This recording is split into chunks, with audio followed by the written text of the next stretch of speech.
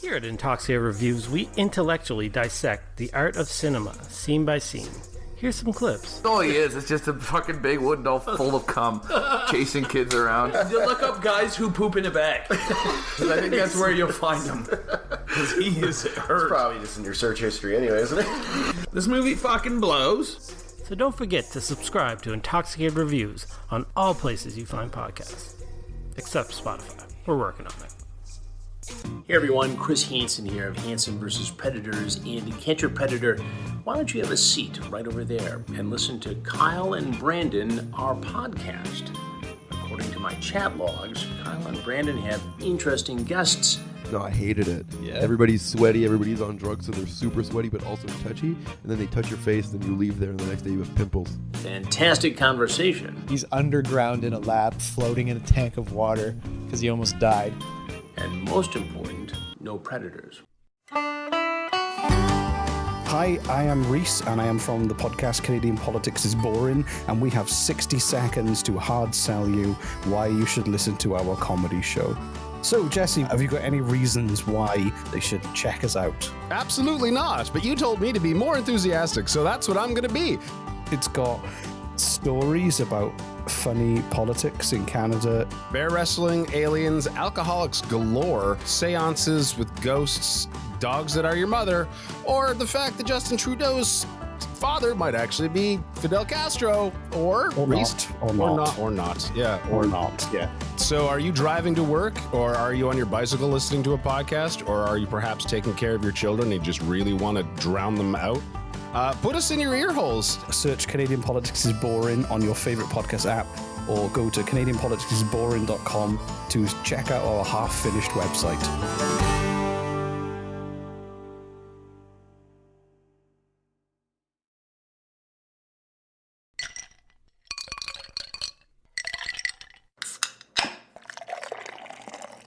Do not take product if you are hypersensitive.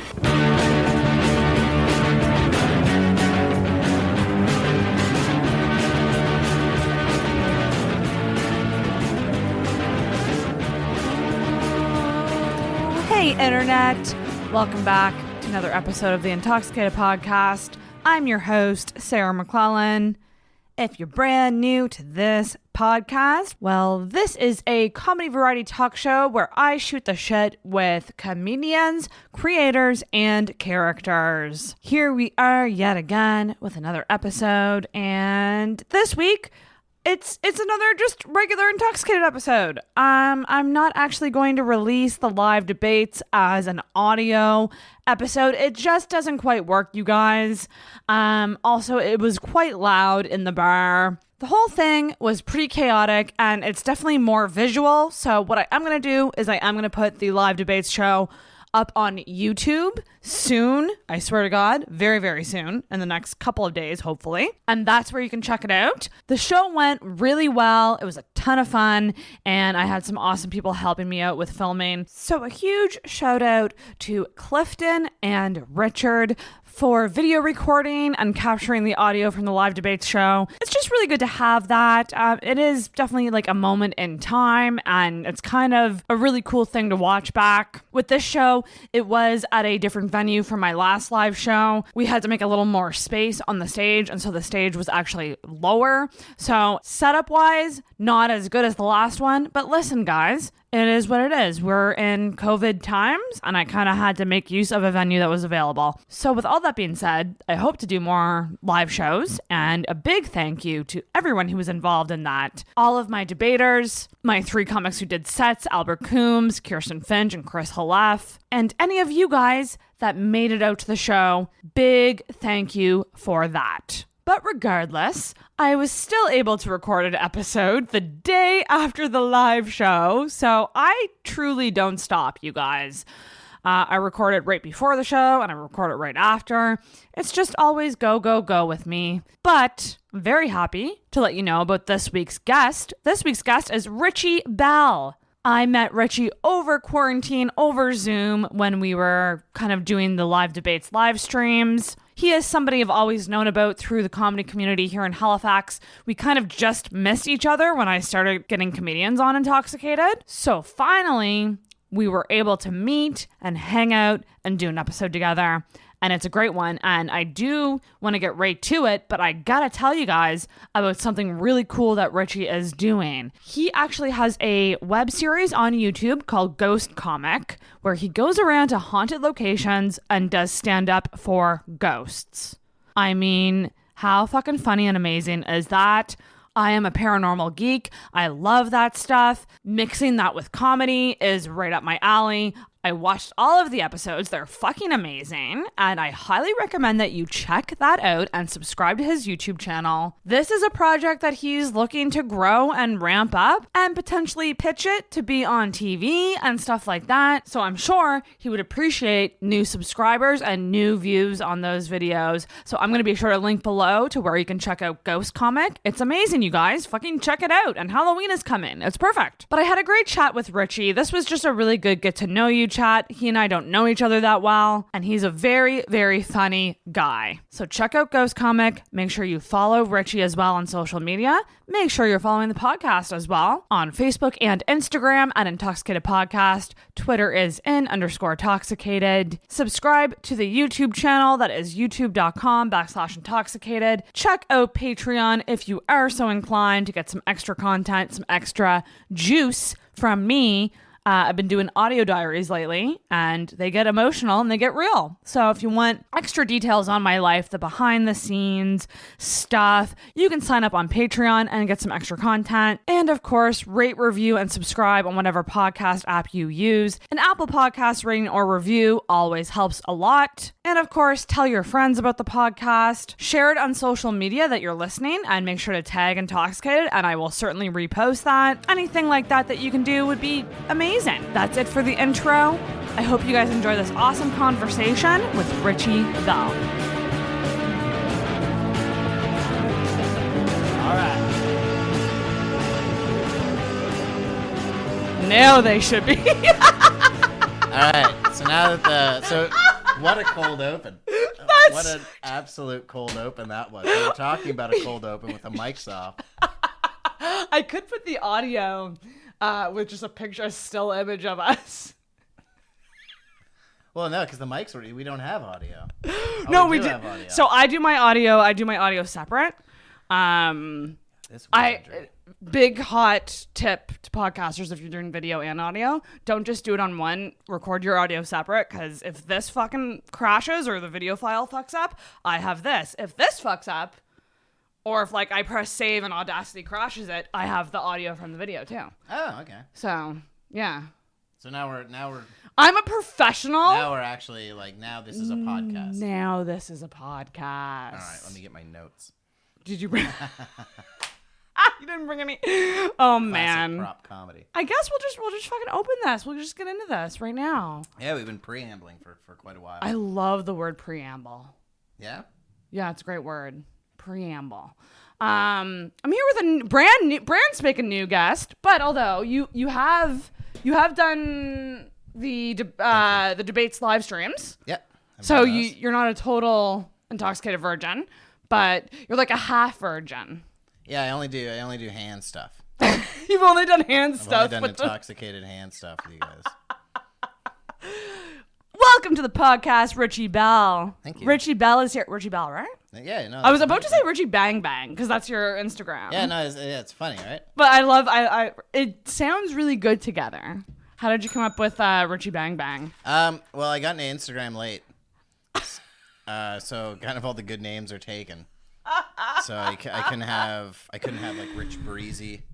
Rich Breezy. But then I used to really like the show called Comedy Bang Bang. Yes, I've heard of this. Yeah, so I was like, yes. Mm-hmm. So I was like, I wonder if I can get Richie Bang Bang. Mm-hmm. And then that happened, and then I put a picture of a buffalo as my picture, and then history. That was it.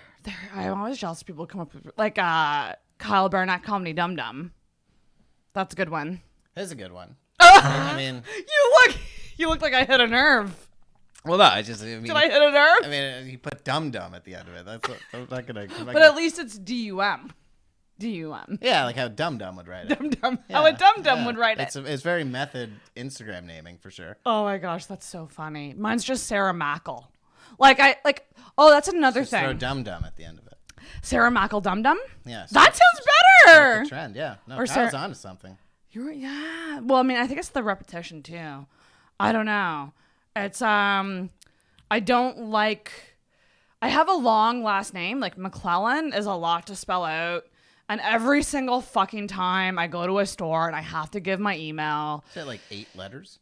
No, it's like, well, M-A-C. So M-A-C-L-E-L-L-A-N. Yeah, was it 9 letters? Like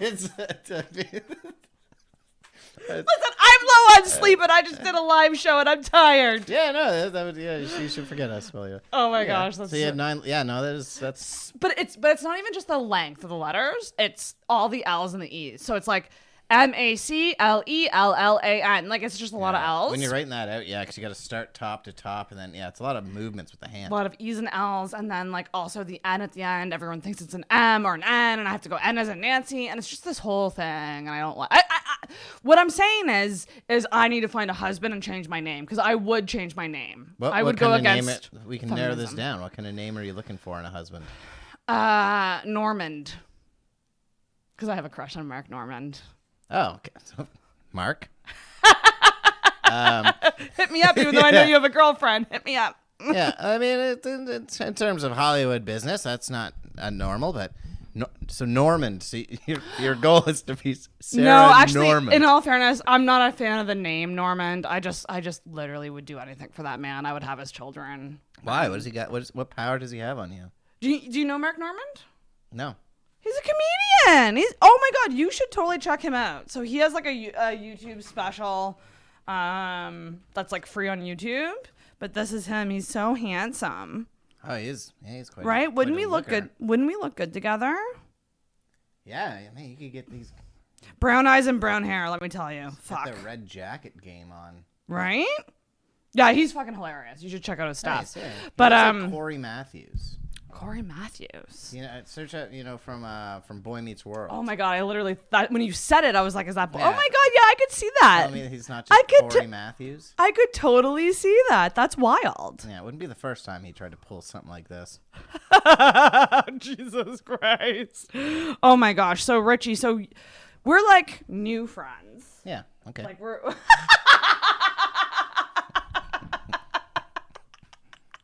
Well, it's weird. It's weird how we met. So I met you literally over Zoom. Yeah, it was over Zoom. Yeah.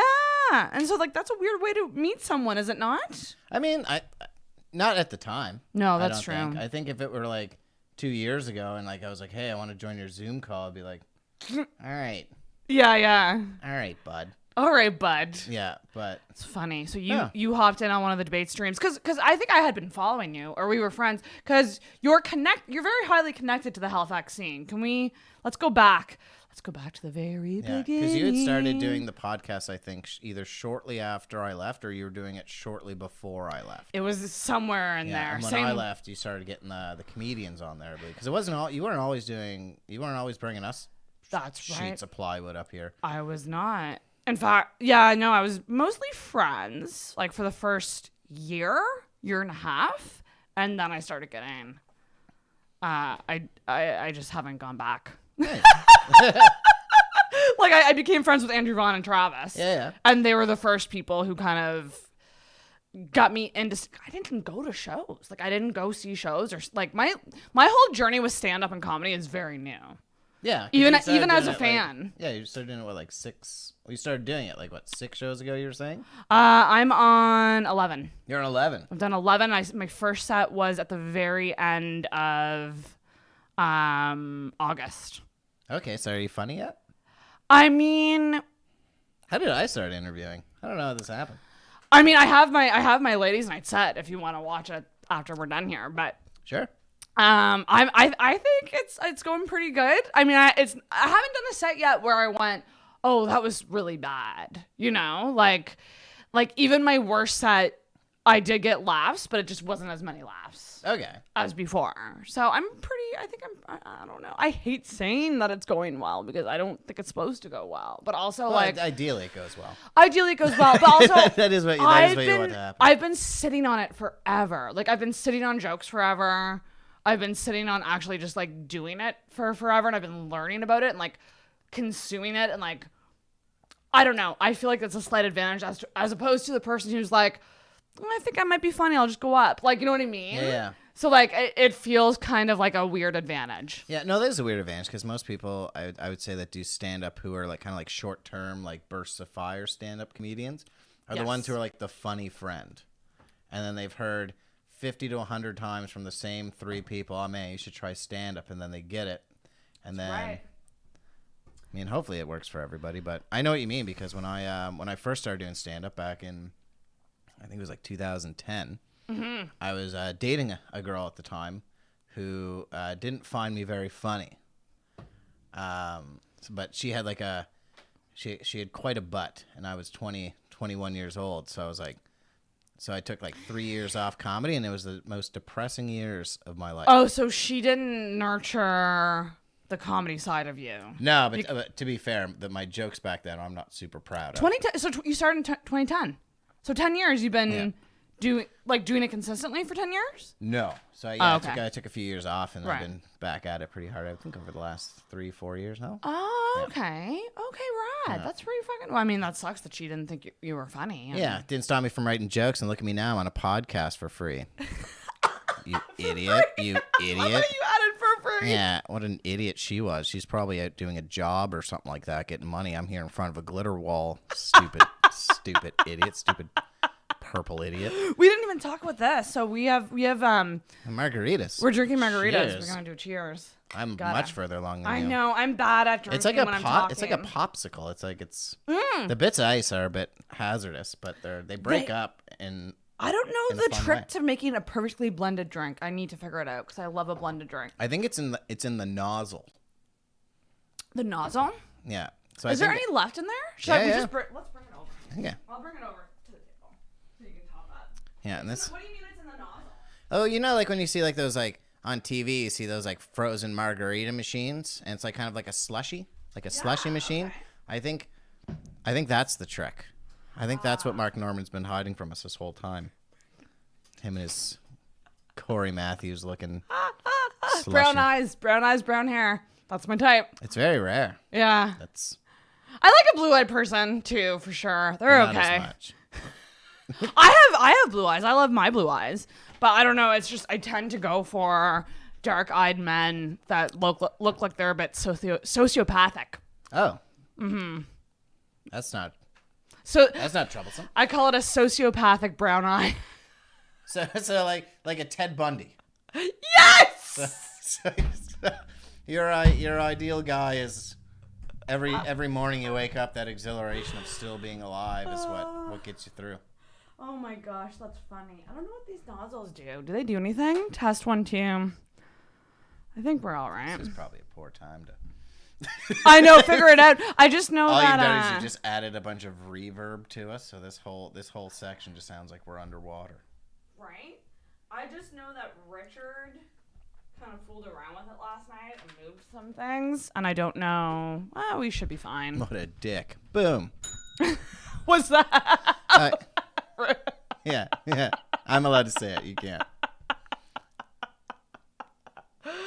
Oh man, what were we talking about? We're talking about margaritas, and then that you have the hots for Ted Bundy.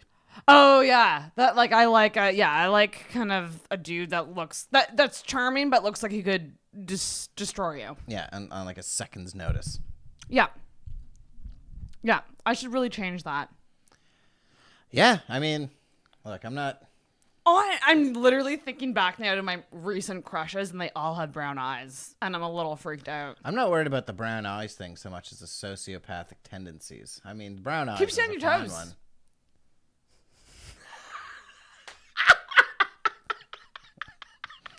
I like a challenge. Yeah, no, so did the police detective solving the crimes. Yeah.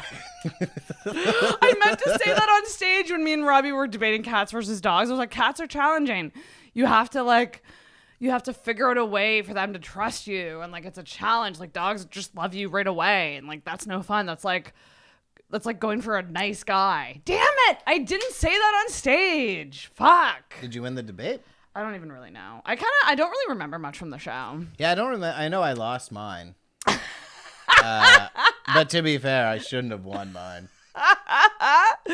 Oh my gosh. So we should talk about it. So last night we did the Debates Comedy Live show at Oasis, and Richie was on the show. Yeah, it's great. I met you for the first time in person. And with my mom. While I was stressed out over 1,000 things that was going on. Yeah. And I felt bad that we couldn't chat too much until now.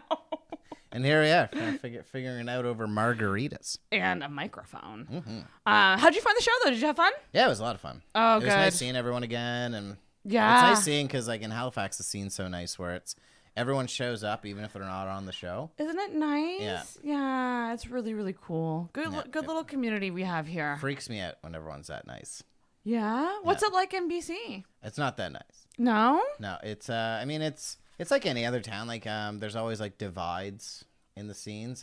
BC is just much more drastic because it's a much bigger city. So you've got one group that has a few shows that they do, and they don't like the other group that has a few shows that they do. So you just try to find your middle ground. There's always drama. There's always going to be drama. The comedy scenes are nothing but drama. There's a lot of drama, and it's very interesting because the things that we share as people who do comedy, and I'm saying as people who do comedy because I don't want to call myself a comic yet because I'm not, but the bond over comedy is such a strong one. And it's such a personal thing that I feel like drama is just inevitable. Like it's very, there's a lot of ego. Even if you try to manage your ego as best as you can, there's still a lot of ego. There's going to be a lot of ego out there, yeah. And I think Rory Scovel has a really good quote. I don't know it verbatim, but it's pretty much like you can't do comedy for long enough without developing your own like philosophy about it. So you just have all these conflicting philosophies of what's funny, what isn't funny. Right. And it's just, every town has the exact same problem going on. It's Halifax is the nicest one, but the problem with Richie, I don't know. Well, you haven't been here in a while. Yeah, but my ears to the grindstone, and I will still say that as much as like the problems in Halifax are, the support here is so good for new comics. The only problem that I always worry about with things I get suspicious when people are too nice. Yeah, I get that. So when a scene's too nice, I always get worried that there's not going to be any growth. Yeah. You know what I mean? Yeah, no, I can totally understand that. Yeah. Like in terms of so okay. Is your fear of people being nice because you think that they're just being nice to be nice and that they're not actually telling you the truth? Like, for example, if someone says you had a really good show, or you did really good.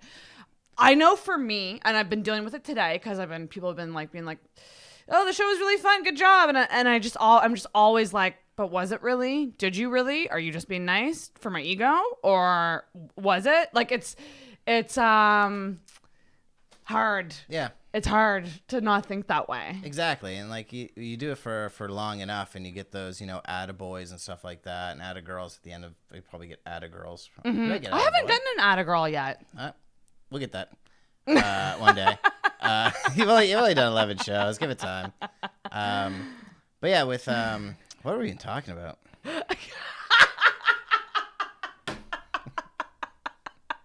Oh. I actually put fucking there's a lot of skew in here. I put what's that stuff that you used to drink in college that absinthe. Was that the really strong alcohol that got you drunk in one sip or something? Yeah, was it the Green Fairy or whatever they called it? Yeah. Okay, this is really weird, but I have to get up and do something, and I'm just gonna say out loud what I'm doing. I just remembered that I just remembered that I have garlic sauce in my purse that I have to put in the fridge. No joke. I bought. I bought mezza. Oh, it's actually like it's like a shampoo bottle. Mezza garlic for shawarma. This stuff, like I dip pizza in it. I dip French fries in it. Jesus. I dip like any type of chicken meal that you have. Is that your go-to sauce? Oh my god, it's fucking crack cocaine. Have you ever had it? Have you ever had mezza? Yeah, I've had mezza. The garlic sauce, so good. I've kind of gotten detached from it though, because in Vancouver, like the drinking food is like subpar. Like there's no garlic fingers. The donairs are atrocious. Oh, I can only imagine. So it's like you'll be out for a night of drinking, and someone will be like, "Oh, let's go get some pho," and you're like, "I don't want soup." Pho? Yeah, F-A? No, like Vietnamese soup. Oh, okay. and Okay. ramen and like sushi and like these are like the go-to drinking foods. It doesn't make any sense. So to did me. you go hard when you came here for some like garlic fingers and? Yeah. Oh, the first day my parents got us donairs. So good. Because one of the funniest things is when you're in Vancouver, there are donair spots, but like restaurants or like places that just serve them. just places that serve Serve them. them, And yeah. one of them's called and this is a complete call out of this company's business model. They're called Down East Donairs in Vancouver. Looks directly at the camera. Down East Donairs. What's wrong with Fuck them? you. I think you were talking about this on one of the Zooms once. Yeah. What's the problem with them? Well, you go in and they have the East Coast Donair. And the first thing they ask you is, do you want barbecue sauce or tzatziki?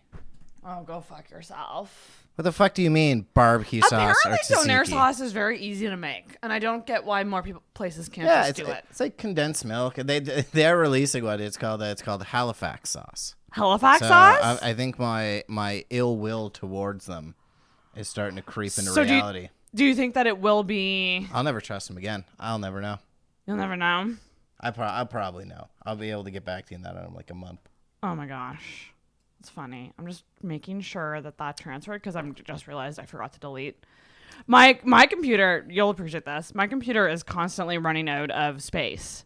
So I have to constantly delete things and move things around. So we're good. You just deleted something with Albert on it. I moved it to another drive. Albert recorded with me on Thursday night, the day before the show, and we had him lay on the couch over there. We did like a therapy session with Albert. Good. Good. Good, he needs it. That's good. He's got some demons he's got to work out. He doesn't have a lot, honestly. That in itself is almost a demon, though, isn't it? I think so. He's just a very positive guy. It freaks me out. Yeah, we did this thing called shadow work, which is I know it sounds really funny. Witchcraft. It's like daily journaling about like fucked up shit about your life, like figuring out why you're shitty.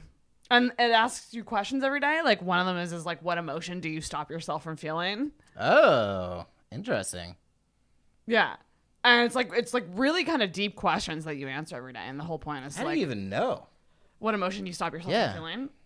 Do you just have to like go through the day and like? I know what mine is. I don't know if it's so much of an emotion, but I don't relax a lot. I don't actually like stop moving. Just be. Oh. Okay. Like I'm very busy all the time. I like productivity. I like doing things. I put value on myself in terms of how much I get done or creating things, how much I get done, like doing things for other people. That's the codependency thing that I was talking about. Yeah. Codependency. Have you always been that way? Why are you like that? It just seems, why are you like that? It just seems so. I think it happened more energetic. so in adulthood. I think. Yeah, I don't really know when it started. Probably like just trying to be liked all the time. Like, is that like something that me and Brian Otter talk a lot about this. He's addicted to being liked. Yeah. And he and I are the same, and I feel like Brian Otter and I are all. I don't want to use the word. I'm gonna get called out by saying this, but we're the same. Like he's the male version of me.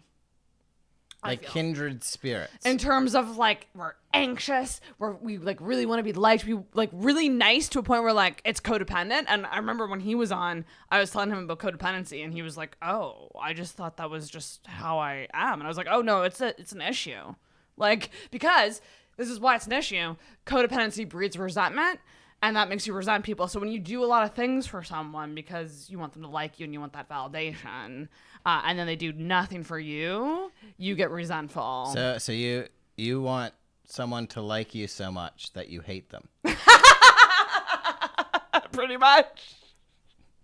Welcome to the podcast. Welcome to the sociopath love. No, it's starting to make sense now. Listen, the whole point of me dispelling all this is we got to find out what's wrong with you. What's wrong with you? I don't know. I eat way too many fried foods.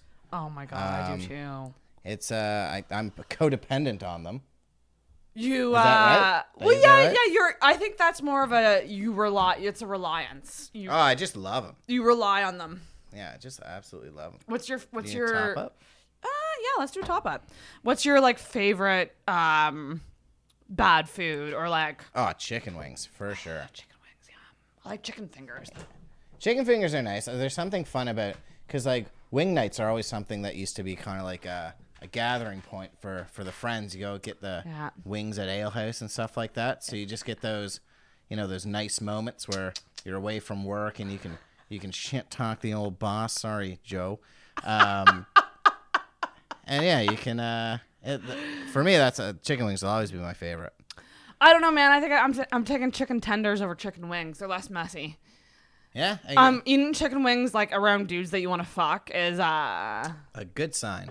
Really, no, I don't like it because I'm too messy with them. It's just a big mess. Yeah, I guess if you're looking for a sociopath, they won't like that because there's a lot of DNA everywhere.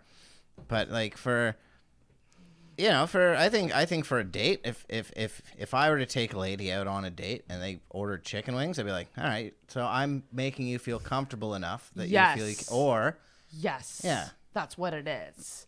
I have kind of this rule that I don't eat on the first 10 dates with a guy, like drinks or coffee only. You don't eat? No, on the date. So you're just like, hey, do you want to go for dinner? It's only date number 5. Let's go to Tim's. I also need to clarify that I haven't been on a lot of dates, so I have actually never been on a dinner date. Oh my god, that's fucking sad. I'm 33. I've never been on a dinner date. No one's ever. No, I haven't gotten to that point. Cause dating now is very it's usually drinks or coffee. I find you don't hear about a lot of guys that are like, would you like to go to the keg? Yeah, I don't blame you for not taking those guys out. I do love the keg though. I literally have 50. Have you been to Swiss Chalet? Don't get my mother gave me a gift card. I literally have a $50 $50 gift card to the keg that I'm like, that's one meal. Like, I'm not just gonna go to the keg by myself. Why not? I mean, I should. Man, I will say eating on your own, I was never a big fan of it until my girlfriend, she was working in Calgary for 6 months, and she was always going restaurants and stuff like that by herself. And I hope she's by herself. And so I was like, man, I was just jealous of how how brave she was. And she's like, try it. And I found this amazing meat shop by my house where they do their own pulled pork and stuff. And it's just, it's nerve wracking to go into I couldn't even eat it like cafeterias and stuff like that. Like Scotia Square, when I used to work at the bank that was right by there, we'd go to Scotia Square for lunch, and I couldn't even eat there by myself. What was it? I will always eat alone in a food court. I think I only eat alone in food court. Yeah, I think I'm just a really gross eater. I am too, though, but I also used to be quite chubby. So I think for me, eating is just it used to be a point of self-consciousness. Okay. So I'd want to do that without anyone looking at me. That's fair. Yeah, there's Andrew Vaughn, when he was alive, was the same. He didn't like eating in front of people. Yeah.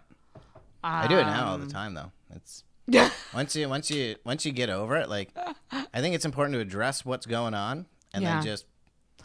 I think Will Smith had a recent quote that was very empowering. My mom loves Will Smith. She told me when she was hammered once. Favorite actor, Will Smith. That's hilarious. Carol Bell loves Will Smith.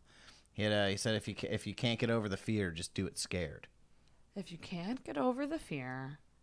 And then he karate chops the letters. It was very, very high budget. Oh wow. Yeah. So just do it. Just do it scared. And don't feel like you have to be confident in doing that. Yeah. Just do it. That's Sorry, that's a Nike trademark. We obviously didn't mean Nike's trademark. Yeah, just do it. Yeah. Right here. I mean, that's certainly for stand up. That was me. I was I'm not at all confident in this. And yeah, because you were doing this for a while, and then you just decided, all right, stand up. I've talked to these people enough. Yeah, and I had jokes, and I was just I've been curious about this for so fucking long, and people are always and people just assume that I was a comic.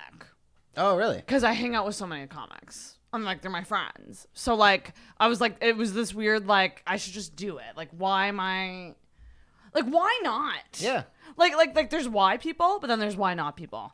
I'm kind of more of a why not person with most things. It's like the argument of like titles and we shouldn't have to have a title in our relationship, or I don't want to get married. Like what's the point getting married? Your love is the same if you get married. And I'm like, yeah, but why not? Like, why not get married? Yeah, why not? If you love that person all the same, just do it. What's the... Why are you scared to now have this added layer of commitment, you know? Yeah, I mean, some people just, they'll go to any lengths to keep the government out of their business. But isn't there like tax? Like, isn't it better for taxes if you're married or something? I don't know, but I got to say, it wouldn't be a very entertaining podcast if we just talked about the taxation of married couples versus common law. I don't know. But I am glad you brought that up because they are the same. What is? Common law and a married couple. Are they? Yeah. 2 years being with someone, you're pretty much married in the government's eyes. Really? Okay. So yeah, I've never been common law with anybody. Almost though. I lived with someone for like just a solid year, and then we broke up. Yikes. Mm-hmm. What are you common law with your lady now, or? Yeah, I think we're but are you common law with a bunch of women? Yeah, I'm common law with a few people. You common law with a bunch? Yeah. Polyamorous common law. Yeah, it's I mean, there's not a lot of amory, but it's there's a poly of us living in there. Because Vancouver, it's you know, it's expensive, so like it seems it, yeah. So everyone's got roommates. Like if you want a spot that's in Vancouver, you gotta have roommates. You gotta have 2, 3. I've known someone who's got like 6 roommates. You just rent these old big houses and split the washer and dryer. Right. It's same in Toronto too. I find. Toronto's pretty nuts too. Like you could even be making like a really decent living, and you'd still have roommates there. Yeah. Which is why like. I'll complain all day about the cost of 1-bedroom apartments here in Halifax, but like it's not as bad. It's not as bad as like places like Vancouver or Toronto. Montreal, I find Montreal's Montreal is like on par.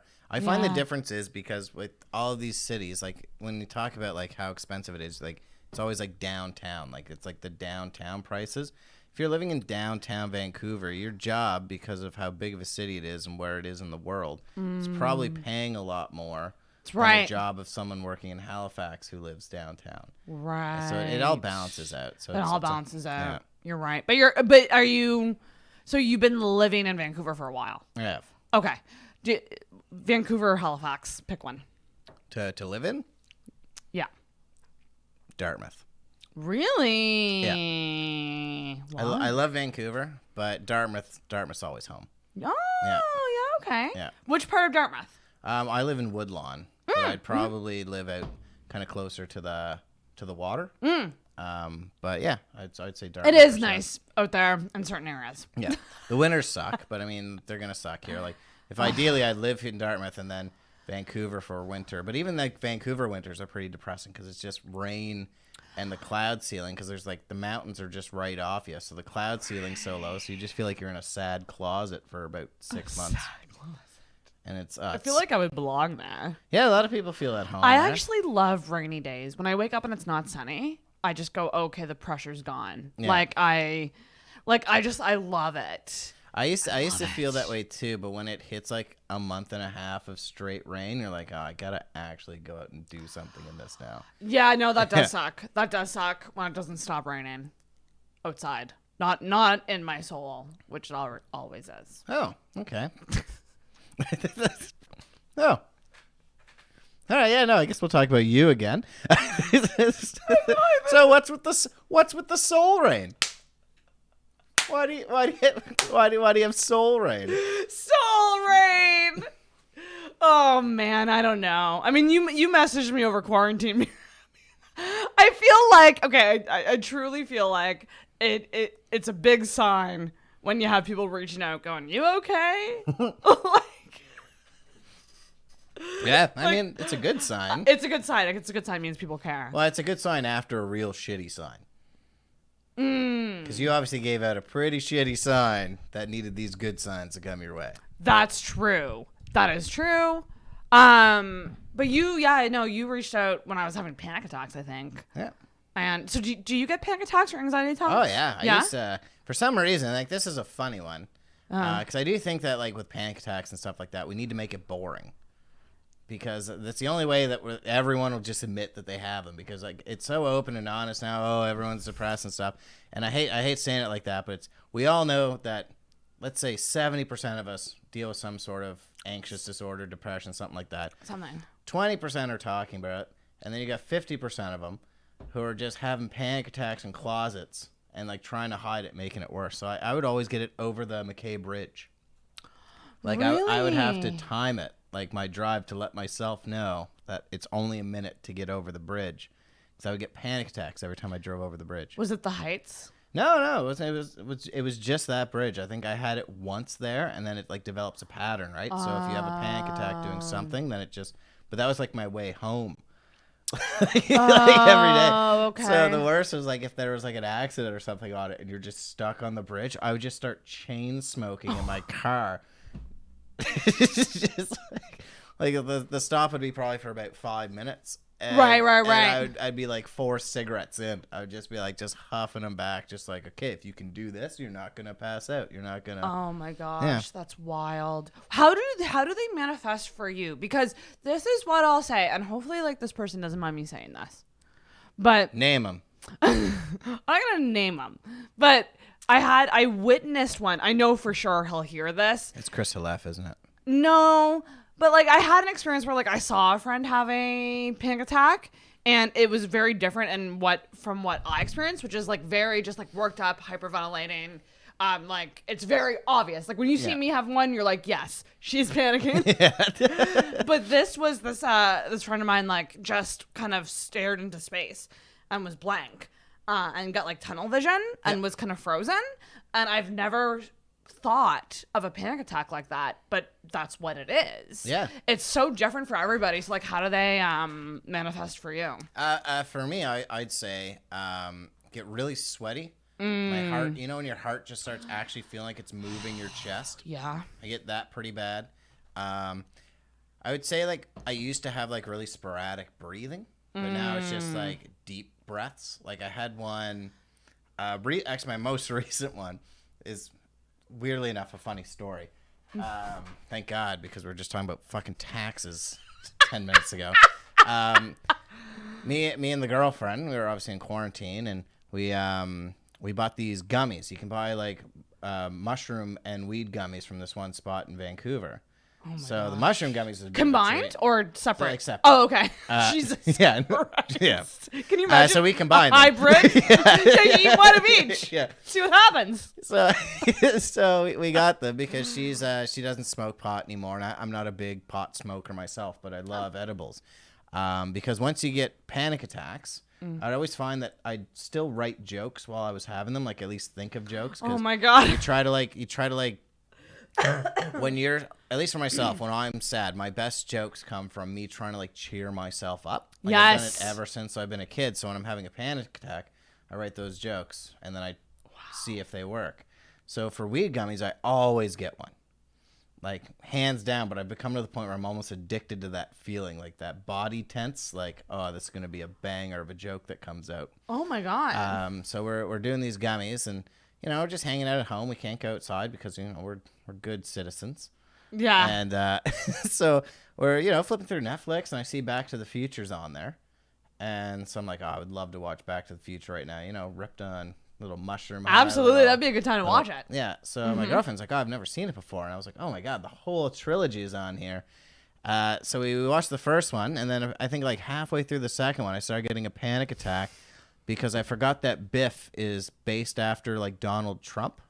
So I started thinking, like, this was, like, some sort of prophetic movie that we just didn't pay attention to. Oh my God. And then I started to worry that I was Marty McFly. And that in the future, I go back in time to, like, the 80s and write this movie. Oh my God. Just to let myself now know that I'm going to time travel and we have to stop Trump. Oh my God. God. I had this panic attack because I thought everyone was in on it. Like, I thought, I was like, this is it. And every time I looked outside, I saw a car that was parked. I was like, that's the fucking DeLorean. Like, it was like, oh my gosh. So I was having this like this moment of just like tunnel vision, kept like trying to adjust myself to, you know, like how you kind of like jump yourself like out of it. Just doing that back and forth. My girlfriend, Chloe, looks at me, she goes, "Are you okay?" I was like, "Yeah, I can't talk about it." She goes, "You've been breathing weird for like an hour and a half." And I guess I was just doing like Lamaze breathing. Like, just, I was like, I don't want her to be in on it, that I know that I'm Marty McFly. Oh my yeah. god. But it was like I guess like a weed psychosis induced panic attack. I mean, every time I've had edibles, I've had like, it's made me panic. Yeah. I've never had a good edible experience ever. They get good once you know what you're getting into, because it's kind of like with, at least for myself with panic attacks, where I was getting to a point where I was having them quite frequently. Once it starts, you're like, you know the ride that you're on. No, that's true. And you're like, yeah, this is what it is. Yeah. This is happening. Yeah. It's like, okay, I don't think it's a heart attack this time. I haven't gotten there yet. So I get there, and it is sweet. I literally always think I'm having a heart attack when I take edibles. You can feel it like right here, and you're just like, no, this is it. And then, you know, you have people with you like, it's not a heart attack. You're not gonna have a heart attack. It's like, no, I smoke, I drink, I eat chicken wings a lot. Like, there's a lot of things that could give me. They could just all be coincidence. I'm not saying the pot's giving me a heart attack. I'm just saying maybe it's my time. Maybe it's. Oh god, that's terrifying. Yeah. Yeah, that's no fun. I remember when I did them over quarantine, because I got some, and I ate what I thought was the proper amount. Because you never really know, like when you buy them from a friend, you never know like how many milligrams are in this cookie that I'm about to eat. Yeah, but I don't even know what that means. I had like a half cookie, and like I probably should have had a quarter, like truly. But I literally thought I finally got to myself to a point where I was like in bed about to like go to sleep, and I was like, if I fall asleep, I'm gonna die. I'm not gonna wake up. So I kept forcing myself, like I kept nodding off, like doing this. Yeah. And I kept forcing myself awake, being like, I'm about to die. Yeah, because sometimes you get so high, like you can almost feel that moment right before you fall asleep, yes! where like it all goes quiet, and you're like, yes, not today. That's exactly what it was, and I thought that was death, because I mean, I was dealing with a lot, like, because like with Andrew dying, like it happened right at the start of quarantine. Yeah. And like I've never had someone that close to me die, and so it was a really weird grieving thing that I was like, okay, I'm gonna do edibles. And I even thought, like, knock on wood, like I'd like to do mushrooms at some point. I have never done mushrooms before ever. Really? And I would love to, because I feel like they might be better than edibles, hopefully. Like I'm hoping that they don't have the same effect. Well, you on do me. have to eat them. Yeah. Are they gross? Not really. No. Have you done a lot of mushrooms? Yeah, I've done quite a bit of mushrooms. They're not really gross. The first time is a bit like, you think it's gonna be grosser than it is, and then it just kind of tastes like a mushroom. Oh, okay. Yeah, very barky mushroom. A barky mushroom? I mean. Like it's really loud? No, not. No. Like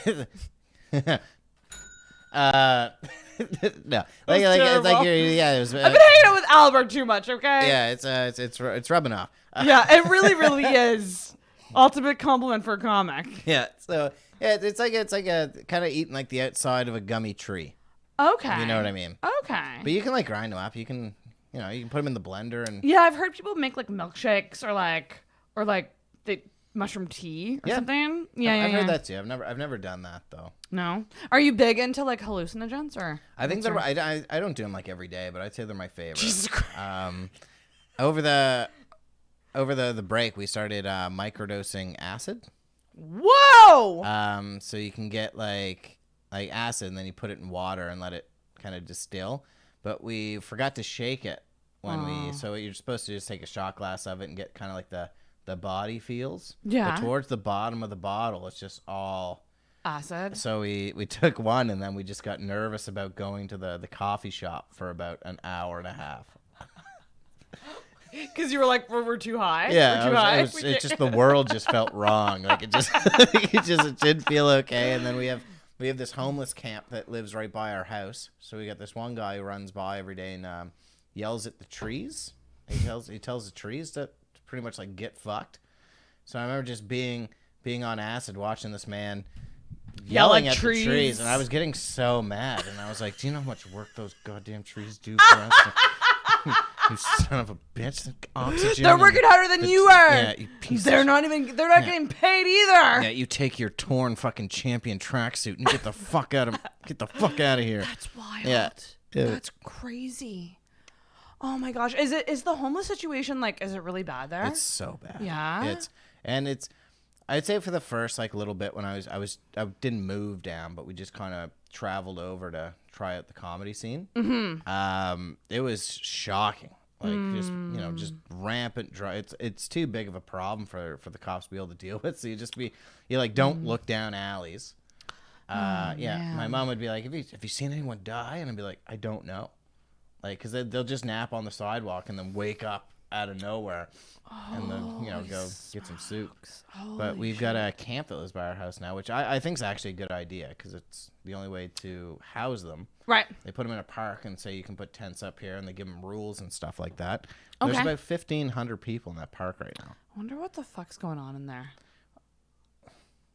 They found there's a story a while ago about this girl who lost her Build-A-Bear with her mom's voice on it in Vancouver. And Ryan Reynolds said, hey, bring this bear home. And it was found in that camp. People raided the camp and found that bear. Really? Yeah. Ryan Reynolds? Yeah, Ryan Reynolds getting so mad at Vancouver. He's putting out tweets saying don't kill my mom, stay inside. Is that where he lives? Ryan Reynolds? That's where he's from, yeah. I think he's from BC. I don't know if he's from Vancouver. I know he's from BC. Oh, okay. Yeah, Seth Rogen's doing the same thing. They tried to get his voice on the bus. Oh my god, that would be amazing. Cool. I love Seth Rogen's laugh. Yeah, me too. Oh my god, it's so good. It makes me, that's one of those laughs that's infectious. I feel like some people just have really good. Albert's laugh is really Barnett, when you get him going, he's got a good one. He's got a good one. Travis has a good one. There's a lot of people in the scene have good laughs, which is ideal. That's why I always like to have my buddy Gary at shows out here, because his laugh, if you get him, it's a foghorn. Is it? It's such a perfect laugh, because even if your joke isn't that funny, even if Gary's just the one who got it, everyone's laughing because his voice is. You can't not laugh when you hear it. It's the perfect laugh. And so you've been here for a bit. And did you do any? You did. I saw you were at the shoe shop once. I couldn't go, unfortunately, but I saw you were on there, and I was like, "Fuck, I want to see Richie." How was that? Doing comedy back here? Oh, it's so nice because you guys can actually have full capacity. Mm-hmm. Yeah, we're really lucky right now. Yeah, it's I think it's the only spot in Canada. I think Montreal can, but you shouldn't be able to. Yeah. But here it's there's no worries. You can have what Kai Brady's had 30, 40 people in that room. Vancouver selling out a room now. Most of these spots is you get 12 people in there. Right. Because you have to space everyone out but yeah, no, it's been great. It's one of the friendliest, funnest scenes in the country. Really. Did you surprise anyone with your return? Yeah, I didn't tell anybody really that I was coming back. Mm-hmm. I told Robbie, because he runs. Well, he produces all the shows. So it's a many good thing shows. to let him know. But yeah, I think I surprised Barnett, Adam Mitchell. Yeah, I surprised him. Oh.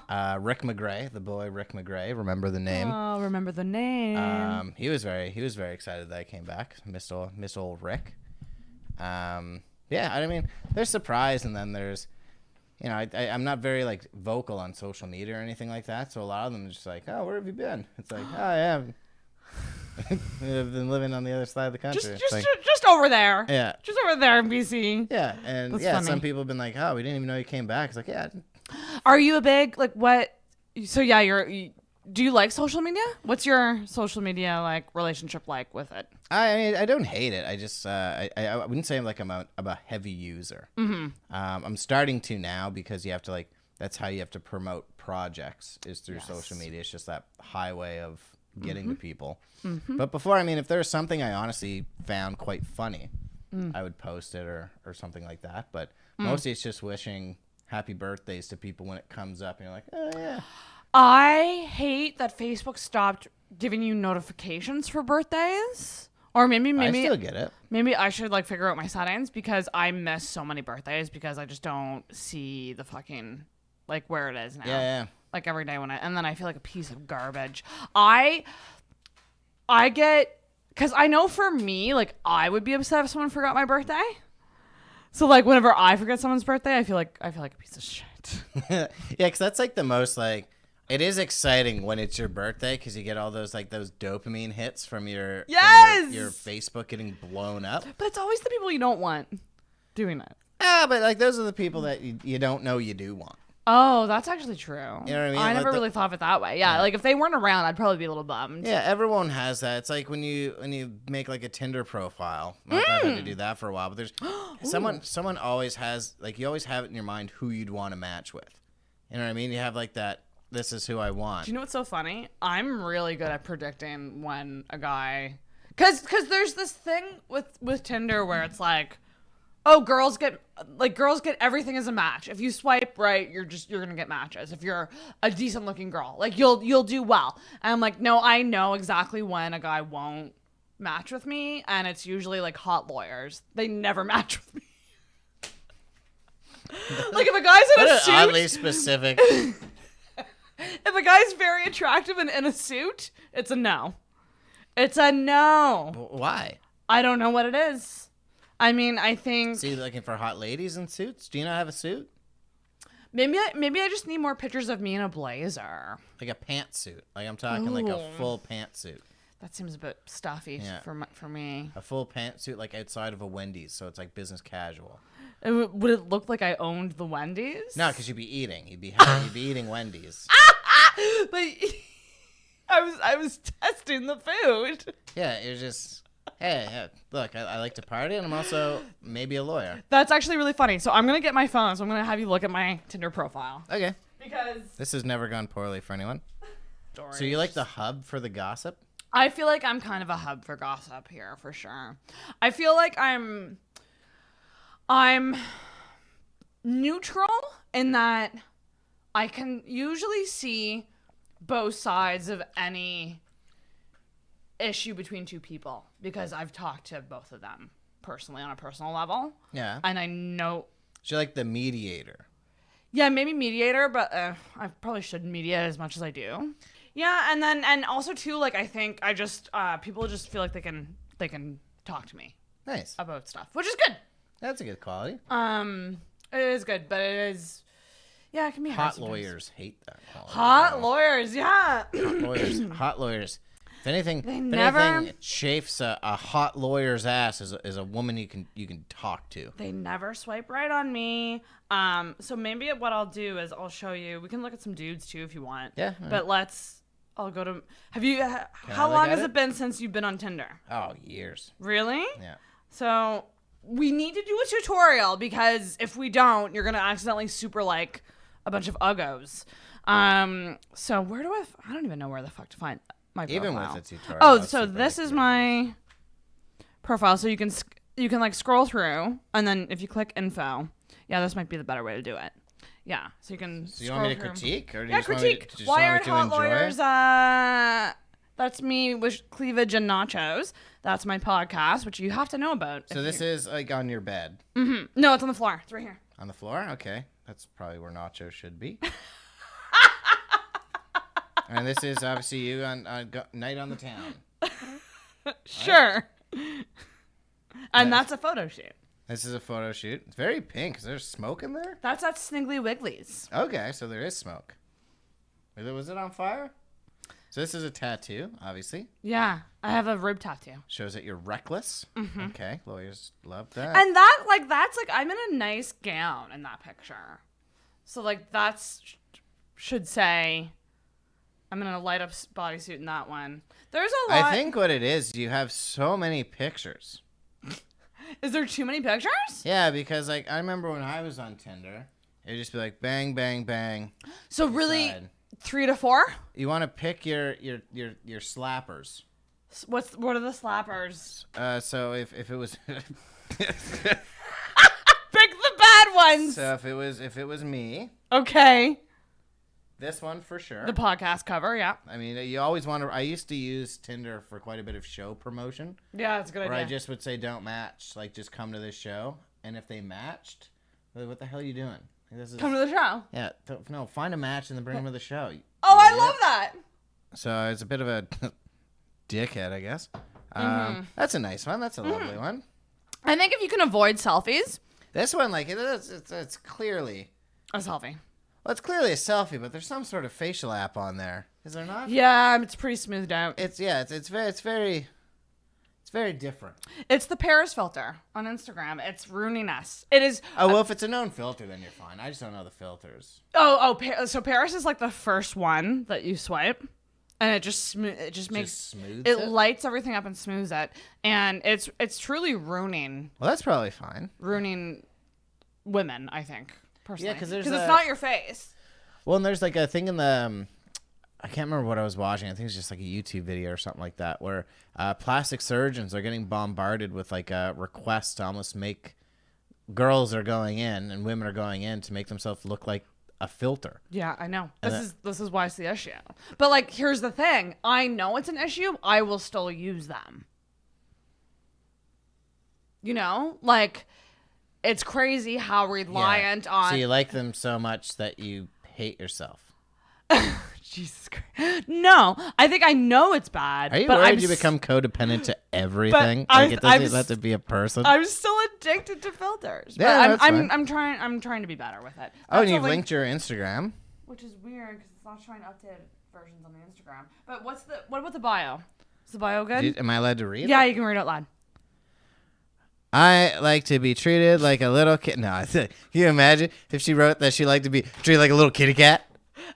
A little kitty cat? Yeah, you can't put that on there. This one. Kitty I don't cat? think. Oh, man, those margaritas just hit me right now. Host/producer of the Okay, that's accurate. The Intoxicated Podcast, a drunk comedy podcast. I should take drunk out because it's not always drunk. But, I mean, it's kind of implied in the name.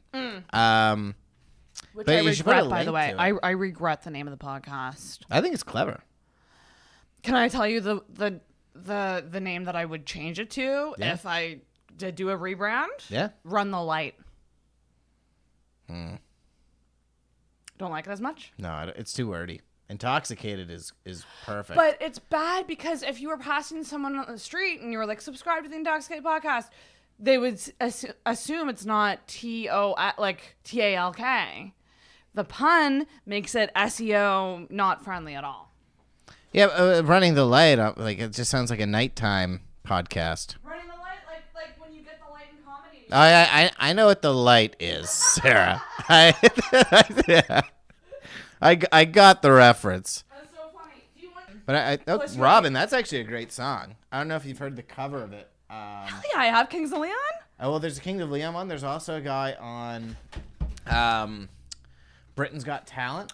Yeah, the dude version. Yeah. Made me almost cry in my car one time. There's a Kelly Clarkson slowed down version of it too. That's really Nice. good. Yeah, it's just a good song. Should I add anything to the bio that like would make me stand out more? A stand-up comedian. I can't say comedian yet. Yeah, but it's Tinder. Everyone lies. You're saying you're a PR geek?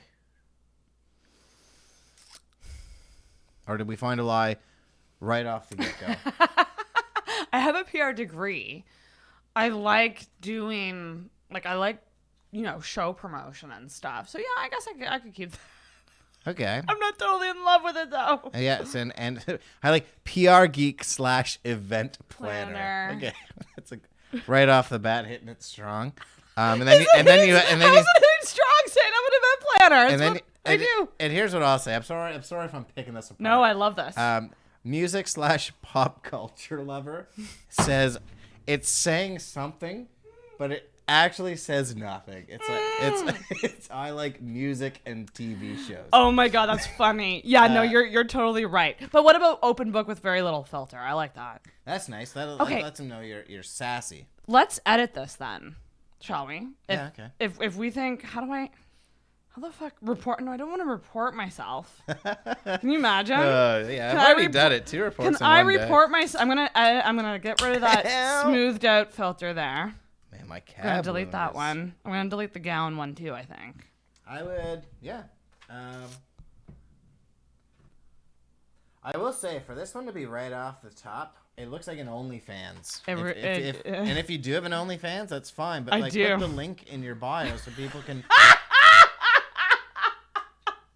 It doesn't make any sense. Yeah, you're right. That's what everybody says, that it looks like an OnlyFans picture. Yeah, and it's wild. If you do have OnlyFans, put your link in there so you can get some. It's wild, though, because the link I'm only sharing with certain people. I should change that, though, so I can actually get more people signing up. Yeah, you need fans. Yeah, but I don't want people being like, here's the host of the Intoxicated Podcast, naked body, and like linking that. Or leaking. Oh, man, your shows would pop off the charts if you were known as the naked one. I've been spending. You're probably not wrong. Yeah, I've been spending my whole career trying to be known as the naked one. Nobody watches that video. The naked one. I'm gonna take out. Yeah, I'll take out music/pop culture lover. Because that's not even really true right now. I haven't watched a lot of media in the last year. What I think is funny is, and this is something I used to do, put a quote that isn't actually a quote in your. So like I used to have put your nips into it and have it as like a Gandhi quote. So like quote Gandhi. Gandhi, put your nips into it.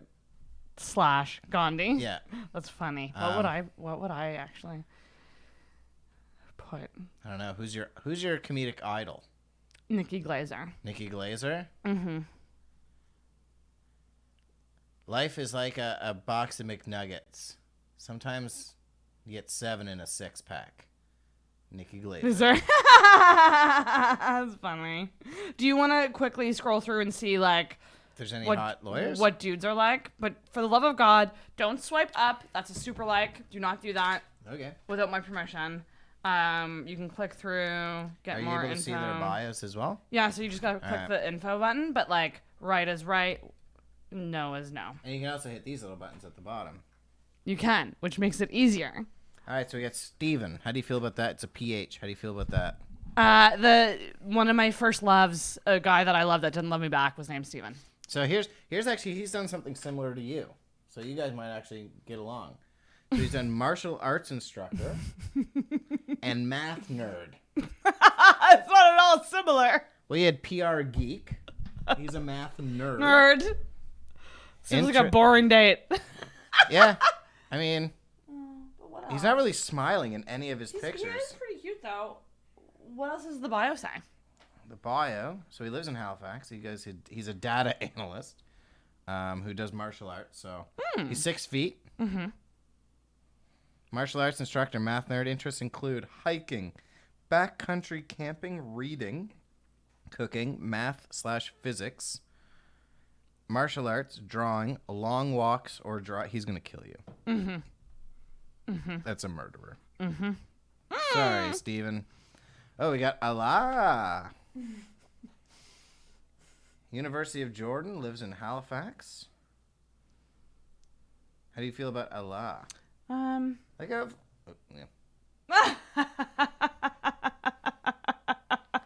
Here we go. Here's a winner. So he's a bit younger. Oh, he has a cat. Yeah, look at that. Look how happy that He's a bit younger. That's okay. 27. Is that too deep into the? I can't be picky at this point. I'm 33. My eggs are dying. Yeah.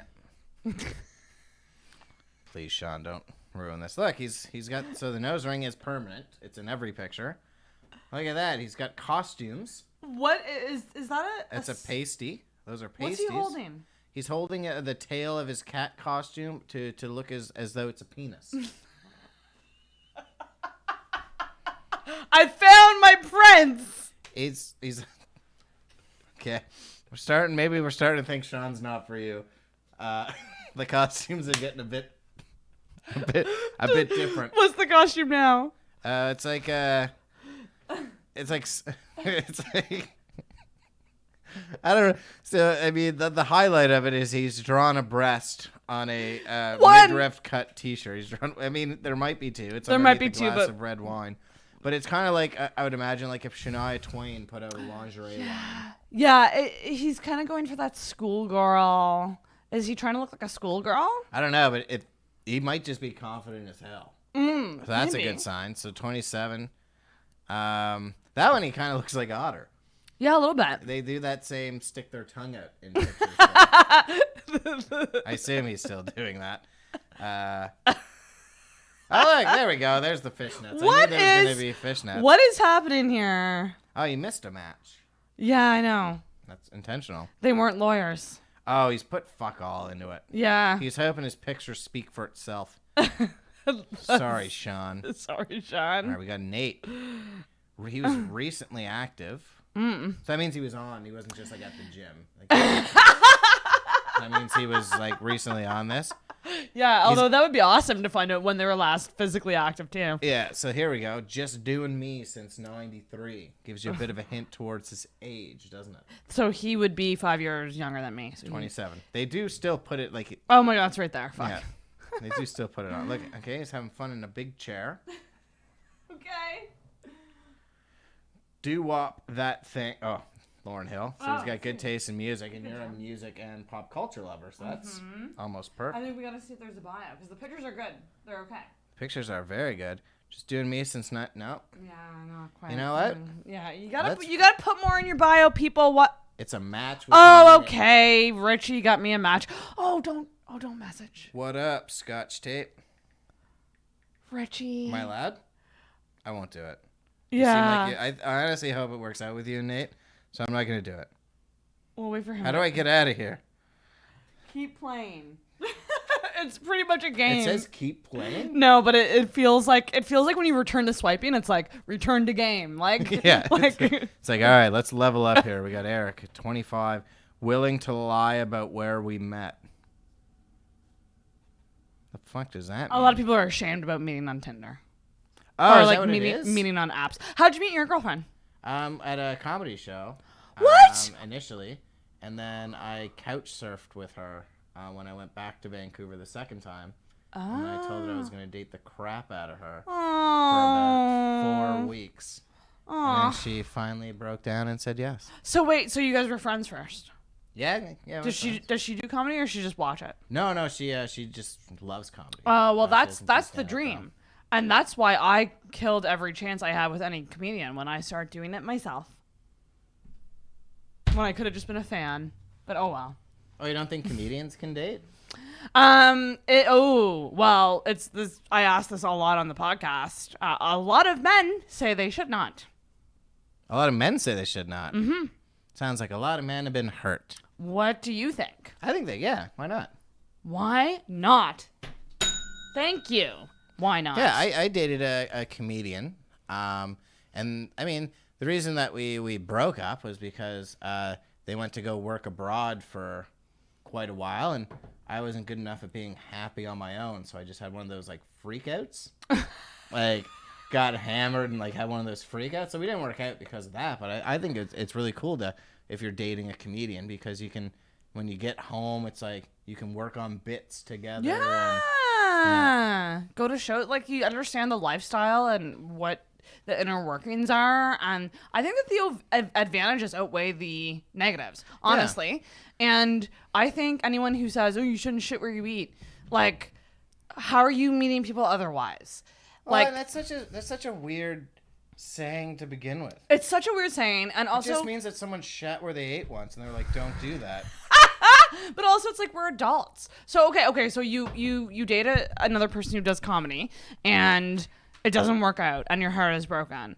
Okay, be an adult.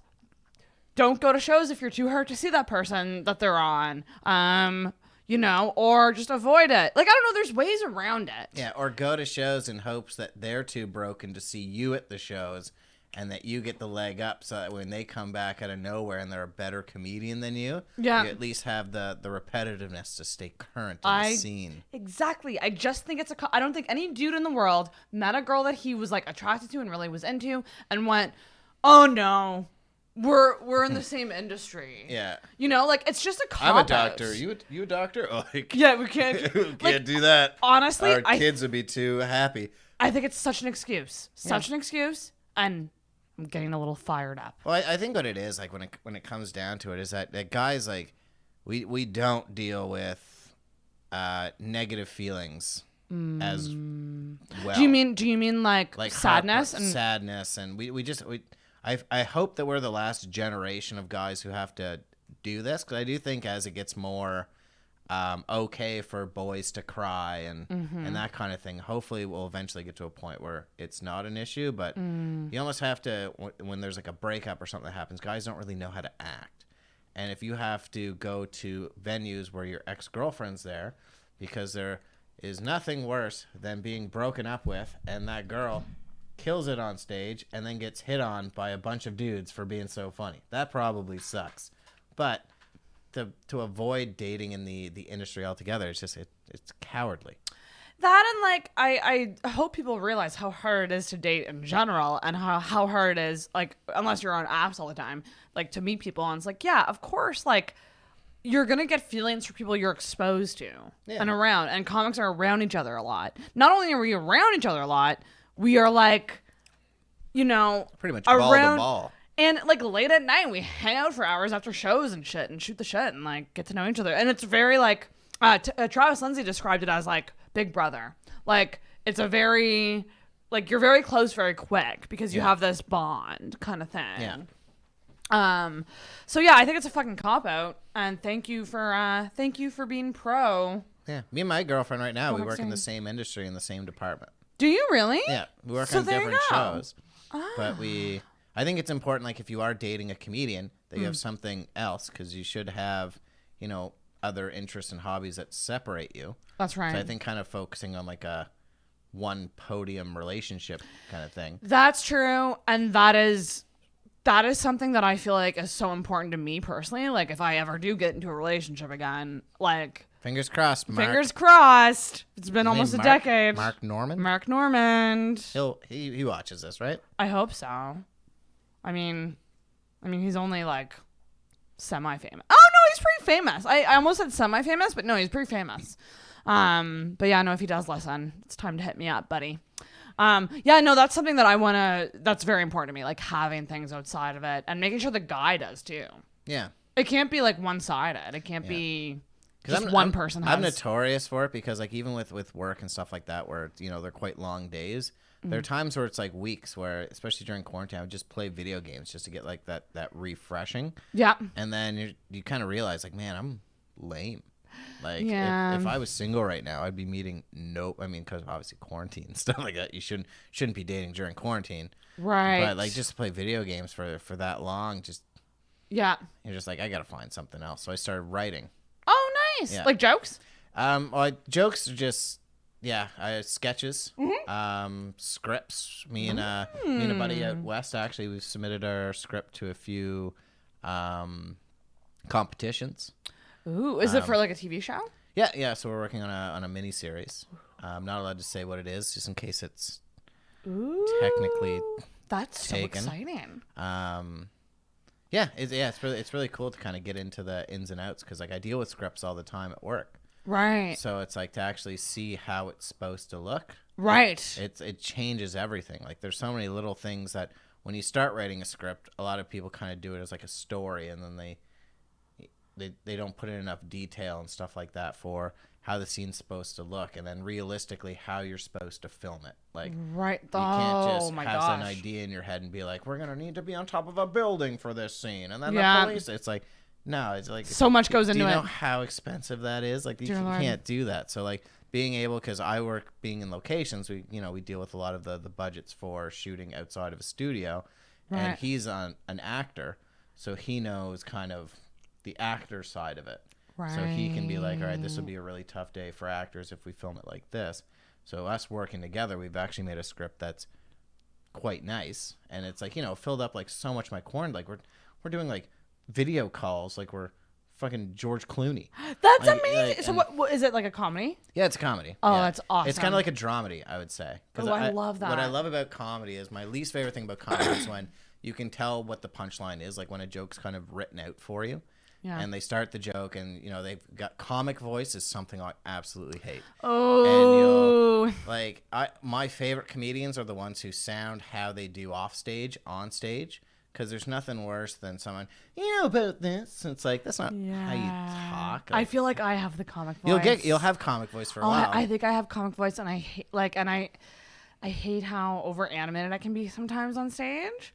But I think I found a happy medium of like just being a little more me, but not too much. Yeah. Because you run that risk. You do run that risk of like overacting. Yeah, because with comedy in Vancouver, like there's so many, like, because the turnover's so high. So you've got new comedians trying it out every week, and everyone comes out like, I was at work today, and you know. It's my gosh. Like, shut up. I'm not going to talk to you. Like, if I met you at Subway, you wouldn't be like, I'll grab the, you know what? I'll grab the footlong. Can I get a cold cut, please? Can I get a cold cut? You know what? You know what else?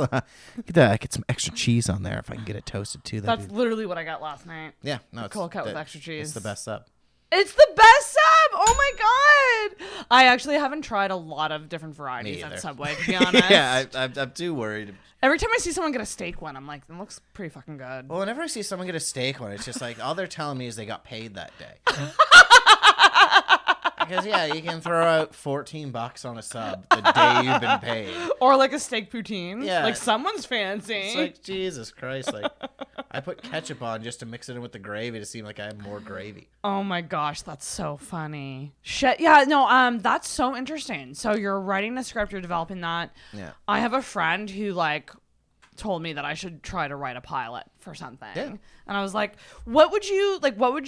so people who don't have any type of film writing or anything background, just the average Joe, do you have any advice for people like writing literally a TV show? Well, like, not on the locations side of things, because locations is very kind of, we just allow the film production to hit the ground running. Right. So our job is basically to make sure everyone's got a place to be so they can get to set and actually do the filming. But in from my writing experience, because I have been writing sketches for quite a while, just keep it simple. If you find something funny, it probably is. That's right. You don't have to add 1,000 things to it. Because the biggest problem I have, especially people who do have comic voice, and there's always comedians who they always try to feel smarter. Mm-hmm. It's like they throw in little puns when they doesn't actually benefit the joke. It's almost just like a reminder to the audience, like, I'm smart. And then they continue with the joke. I'm smart. Yeah. My favorite jokes are, I'll take like a 5-minute bit. Like I've been trying out a new one this week. Right now it's about 5 to 7 minutes long. Holy shit. I want to see how long I can make it. That's so funny. So I want to see if I can make this 7-minute bit into a 20-minute long bit. So the story? Yeah.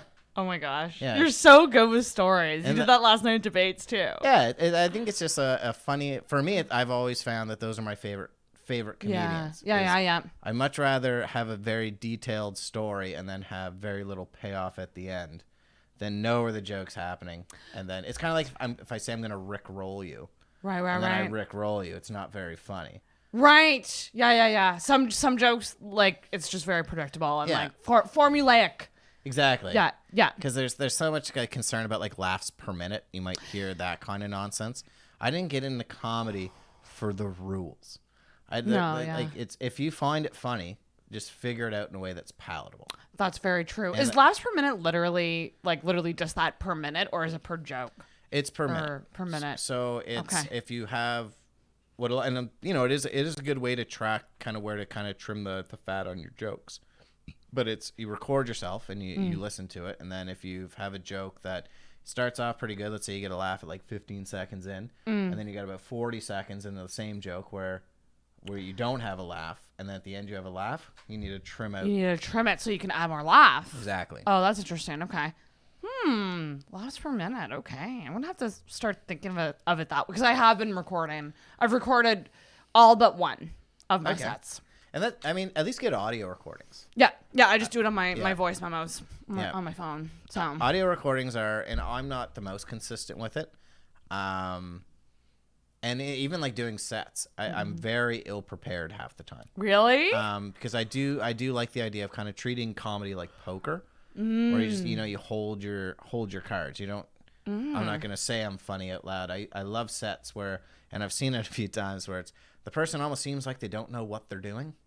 And then it's all just like a trick. It's a trick. And then they hit you with some banger of a joke at the end. I love that stuff. James Acaster, if you haven't seen his comedy special yet, Repertoire. James Acaster, okay. It is the best comedy special on Netflix right now. Oh, damn, okay. It's like a 4-parter, and he keeps running jokes throughout. And it's that kind of style? He'll put you into his universe. He's very good at spinning a web. Oh, wow. And he's very good at starting a joke, kind of veering away from it, and then reminding you why he told you that story like 10 minutes later. Oh, wow. Interesting. Okay. Yeah, Hannah Gadsby's actually quite good at that as well. I've never watched any of her stuff.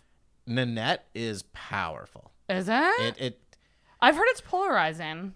I've heard like people tend to either like love it or hate it. Yeah, I can see that for sure because for me the best part of it's when she gets mad. It's the moments you live for. Oh yeah. Because she'll do like stand up, but then she actually like gets mad about some like real shit, and when she goes back to comedy, you're just like, this isn't even. No, keep yelling about. It's like when was it Tig Notaro did her special after she had gotten breast cancer. And she was talking about how she had to have her boobies removed. Boobies. And she was like, I'm sorry. How old are you? I'm 29 years old. Boobies. Yeah. That's what they are, right? They're boobies. I like boobs better. Tits is my favorite. I love boobies. I like saying tits. Boobies for me is just, I'll never be in a bad day if I can say boobies. That's the soundbite. Yeah. Did you ever write boobies on a calculator? Yeah, all the time. Yeah, I bet. But actually, I remember when I figured it out because someone showed it to me and I was like, what the hell did you do that? Because I had one of those fancy ones where the 5 was like an actual 5. Oh, okay. So I had to go to the dollar store and get like the regular calculator. It's just so I could spell boobies on my calculator like an idiot. That's so funny. I remember like someone once like was about to show me their calculator, like they had written boobies on it. Yeah. And they looked all bashful, and then I looked down and it just said egg. It was like 366 upside down. It was just egg.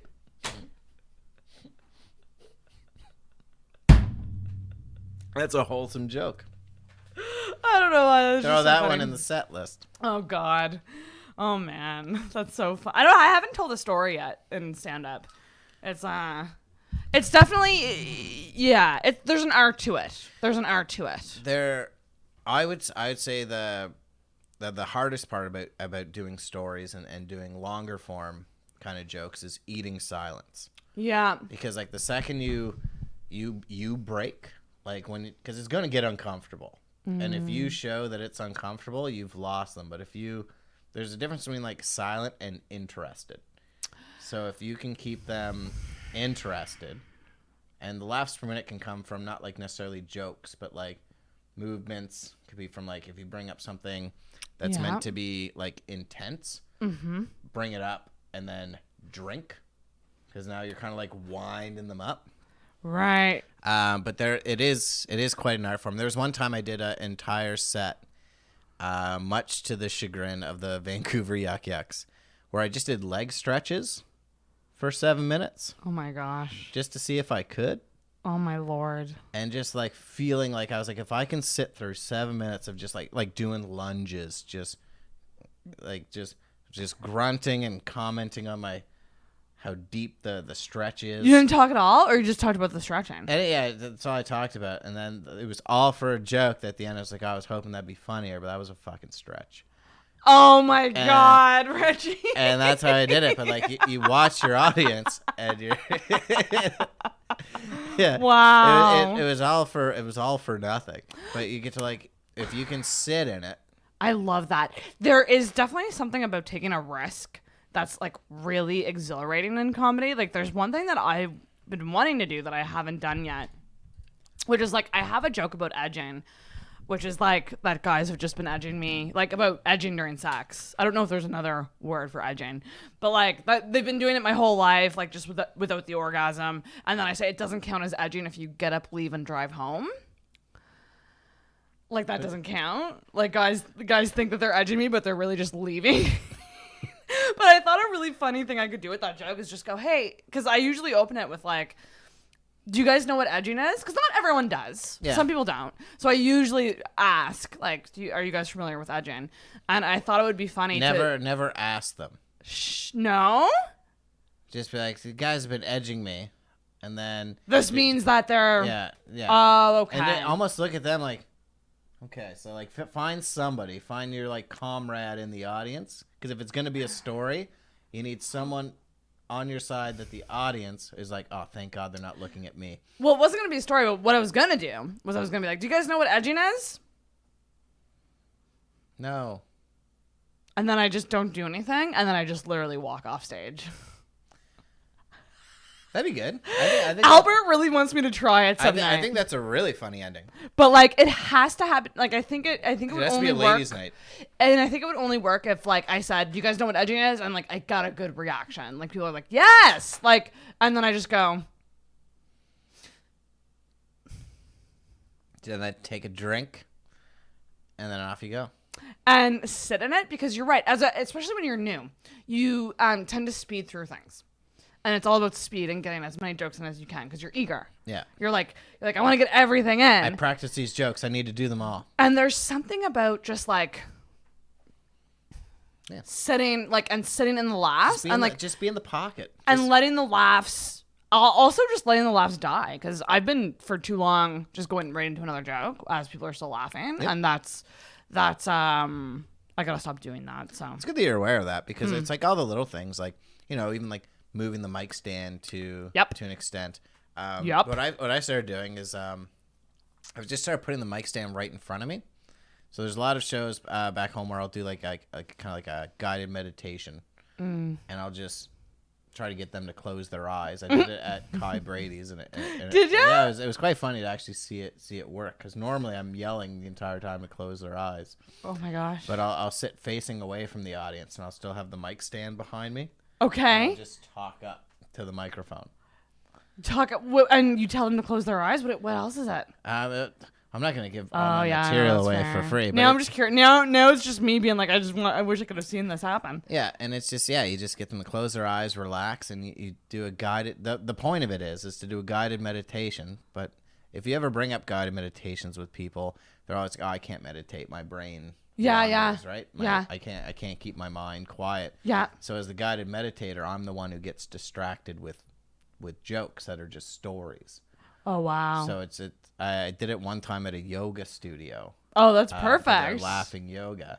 And it was like a 55 minute set of just nonsense. Holy shit. Yeah. Like almost an hour. Almost an hour. That's madness. Yeah, and you get like a musician with you, and oh my god. Yeah, it's a lot of fun. Once I started opening my eyes to what comedy can be, because you always look at like who you want to be in comedy, and like everyone's got their idols, kind of like their North Star. Like yours is Nikki Glaser, mine's very much Norm Macdonald. They're your North Star for comedy. Is this funny? Is this not funny? And I started realizing like you can literally do whatever you want. Oh, like, absolutely. And like that's what makes it awesome. Yeah. Yeah, and it's so cool to just be able to be like, oh, what'd you do on Tuesday? Oh, I did fucking comedy at a yoga studio. Right? Like, where like music open mics are just, it's the same thing. Everyone's got their cover of Wonderwall, and that's right. They go home and tell their friends they're a musician. That's right. Like, and every set you do is different. Yeah, there's nothing even worse. In little ways. Yeah, every set's going to be different, and like when a musician does poorly, no one really flacks them, because everyone in the audience is like, oh, I can't play a guitar anyway. Like this guy's playing guitar. Yeah, but when we suck, everyone's like, I've been funny. Right. Like, they think that it hits so hard. It sucks so bad. Oh man.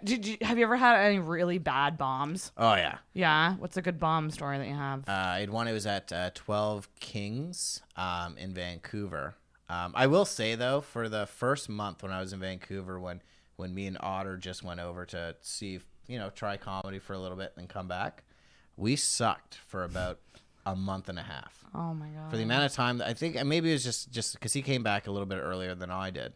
But every night, and we were walking to venues, like sometimes 2 hours. Oh my god! Like, and Otter's like so particular about what he would wear, right? Because he had, his stage clothes. Yeah. So he had like, his denim jacket and his New Brunswick torn jeans. We're walking 2 hours to a venue to do 5 minutes in front of nothing but comedians. Just to suck. Just to eat shit. We ate shit for a month. Oh my lord! And no show went well. Like really, it was so bad. What made you keep doing it? I for me, it was just like I didn't want to be just funny out here.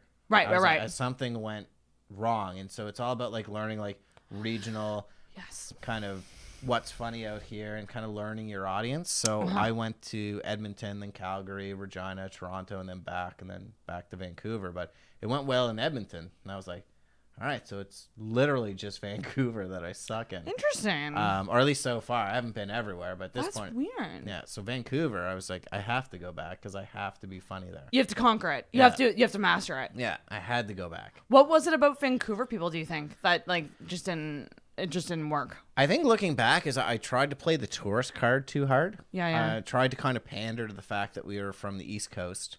I think we did that too much. And like nobody from Vancouver is actually from Vancouver, so everyone's from like Red Deer, Calgary. That's right. So it's there's no novelty. Anyone who's lived in Alberta has met an East Coaster because they're working the oil fields or doing landscaping.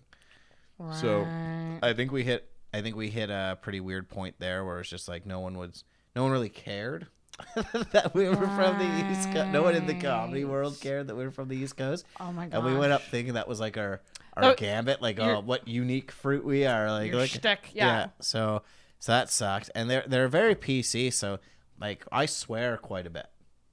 So if when I was on, I think I said, I don't even know if I can say on the podcast, Vancouver's gonna be so worried. But I said something about like I'm not retarded. Oh yeah, or something like that. I said the word retarded, and they were against me. Yeah, right, all up right in off arms. the get go. And they were just like, no, it's like that's just, it's just like my lamp can be retarded. Like it's not. I'm not. That it's one of those words that certain people really don't like that. Yeah. The only time you can say retarded is telling someone it's not okay to say retarded. That's right. Which is fun. But anyways, that's why we sucked. So we sucked for literally a month, and then I went to Edmonton and went a little bit better. I went to Calgary. I was doing couch surfing, and my couch surfer bailed, so I had to sleep in a park. They bailed they're like, we can't host you tonight. As I had landed, so I was taking Greyhounds. Did you know these people? No, it's an app you can. Sign up for. Oh shit! Okay. Yeah. Oh. So it's like people host their couches and that's wild. Yeah, that is crazy. It's really crazy. Yeah, but it's so cheap. Oh yeah, they don't charge you anything. It's just you can, if they have availability, they'll put themselves as like I've done it a couple times. Like I've had couch surfers come. And you've just been in someone's living room. Yeah. And do you talk to them? Yeah. You hang out. It's usually people who have traveled quite a bit already. It's like a stranger sleepover. That's exactly what it is. Like it's literally inviting a stranger for a sleepover hangout. It's like inviting someone from another province to play N64 on your couch and then let them sleep there. Which is wild. That's crazy. Yeah, I've hosted people before. I've it is quite a fun thing because it's for people who like travel quite a bit and know how shitty it can be to find an Airbnb or a hotel. Oh, that's true. It's kind of like you're paying it forward a bit. Yeah. Yeah, you're paying it forward. And everyone leaves like reviews and stuff like that. And yeah, and like I hosted someone who then ended up having to host me. Like, so you do make quite a few connections along the way. That's right. So it is quite cool. But that's they wild. bailed on me. So I had to sleep in a park. What did you sleep on? I slept in front of a bench because I thought it'd be better to hold on to I had this giant like backpack. Yeah. To hold on to my stuff almost like a bear hug. Yeah. Sitting up because I figured I'd be alert enough. Oh my gosh. But then I had to go I was doing a guest spot at the Yuck Yucks, obviously the following night. So I show up and I slept outside, so. Probably stiff neck and yeah, there was a guy at the show, the bastard. He was like running through that park that morning and recognized me by like my jacket, and he's like, "Were you sleeping in the park?" I can't remember the name of it. Yeah. In the park this morning, I was like, "Yeah, yeah." I swear to God, they're not just taking homeless people though. So then he let me stay with him for a couple nights. Oh wow! Yeah, I got to hang out with his family and stuff. He was like, "Oh shit." Yeah. Yeah, that's good. Yeah, it was really There's funny. good people out there. There's really good people out there. Man. I did think I was going to be murdered on the way. He had a lot of like power tools, just loose in his van. Just a saw. Oh god. Yeah, just loose in his van. So that's I was terrifying. Like, oh, okay, sure. Like hits the brakes and a drill just flies forward. I'm like, that's madness. Okay. That's madness. Holy shit! So you were roughing it. Yeah, well, I was on EI, so right. it wasn't I wasn't like rolling in it or anything. No, like that. No. It was the coolest. I think like 4 months of my life. Wow. Yeah. That's wild. So you said something before we started. that people tend to call you, what was it, the Buoy in the storm? Buoy in the storm. How did this come about? Well, I made it up as I entered the apartment. You made it up? But no, it's what it is that because you mentioned that you're in between, like, people kind of you're chaos in the storm. You're the stormed chaos. I'm the storm before the calm. Yeah. You're the storm before the calm. I find I'm quite unwavering as long as I have, but I feel like it's very kind of vice oriented. Like, if I have a pack of cigarettes and drinks and stuff like that, like if I have a pack of cigarettes, I'll weather anything. But the second that those are taken away, I become an absolute shit tornado. I become the worst person. So you're definitely addicted to cigs. Oh, for sure. Like, Yeah, I just get like this, like, my girlfriend pointed it out. She's like, you just look like, it's just rage. Like, when it'll be like a little thing. It's like, can we go do groceries? It's like, we got to do groceries soon. I'll just be like, sure.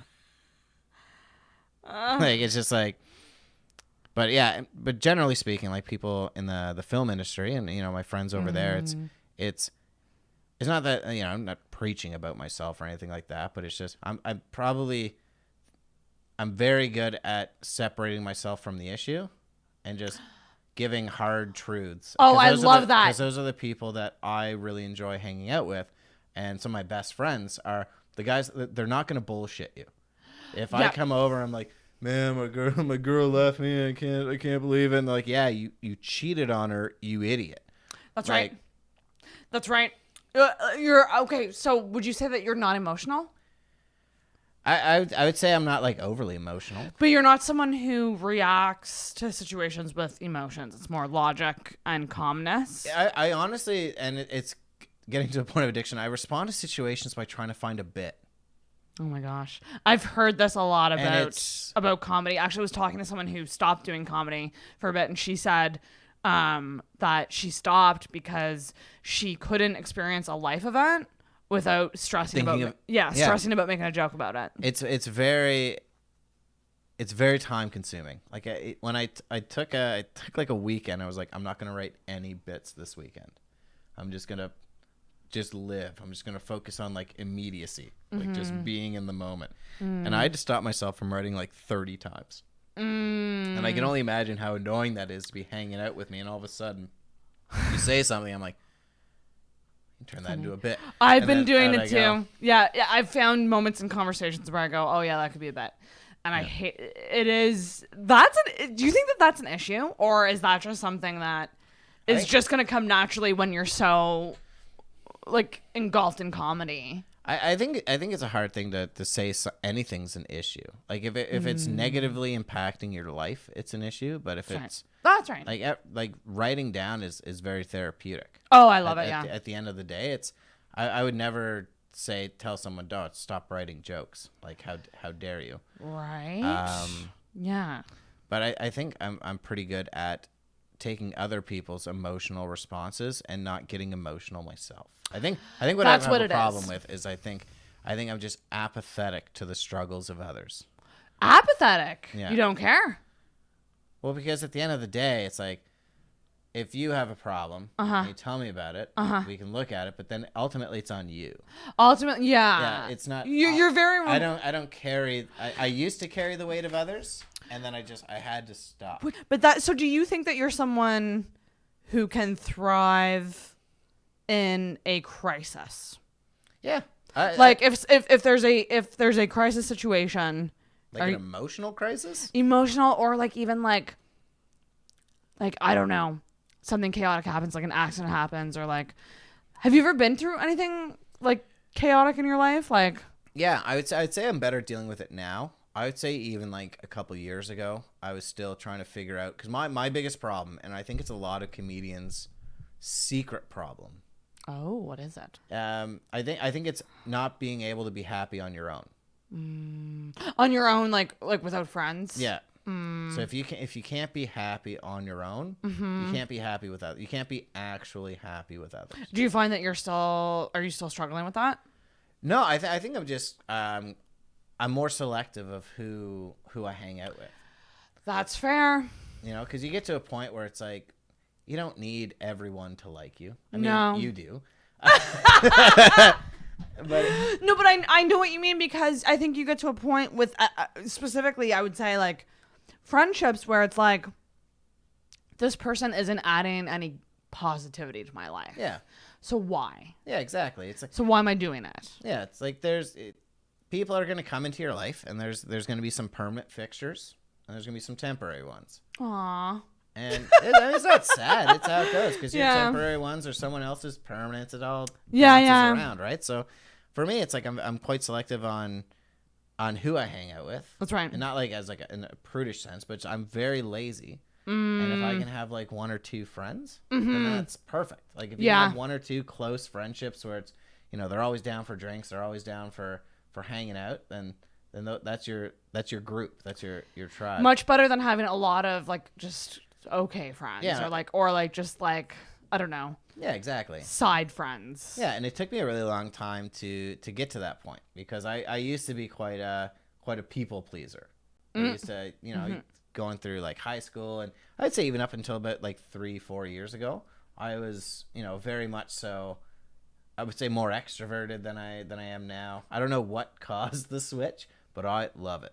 Like it is so much more, like you can be hanging out with, you know, some people at work and stuff like that, and you go for drinks after, and you be like with 8 of them, and you're like, all right, you're all right.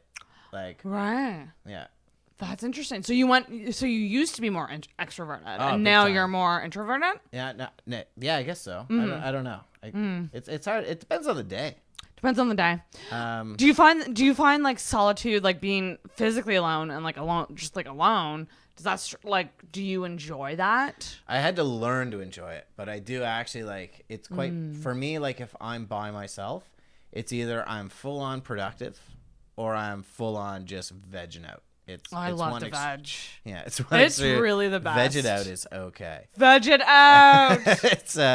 But it's my honestly my favorite time. Like if I'm working and they have to like put me up in like a hotel or something like that, and I just get to hang out by myself. Yeah, it's like this feels amazing. That would be amazing. Like I love living at home too. You know, you got a lot of roommates. There's always something going on. Like and it's exciting. But there's sometimes where you're just like, I'm just gonna hang out in my room for the day. Feels so good. Yeah, I think it's all about like learning how to like ration or balance. Yeah, but also it would be like I do actually see it as that way, because I was thinking today about balance, because I talk about balance a lot on here, because a lot of comics, and it's also a lot of people who are like balancing a lot of aspects of life, like working, like relationships, like all these aspects.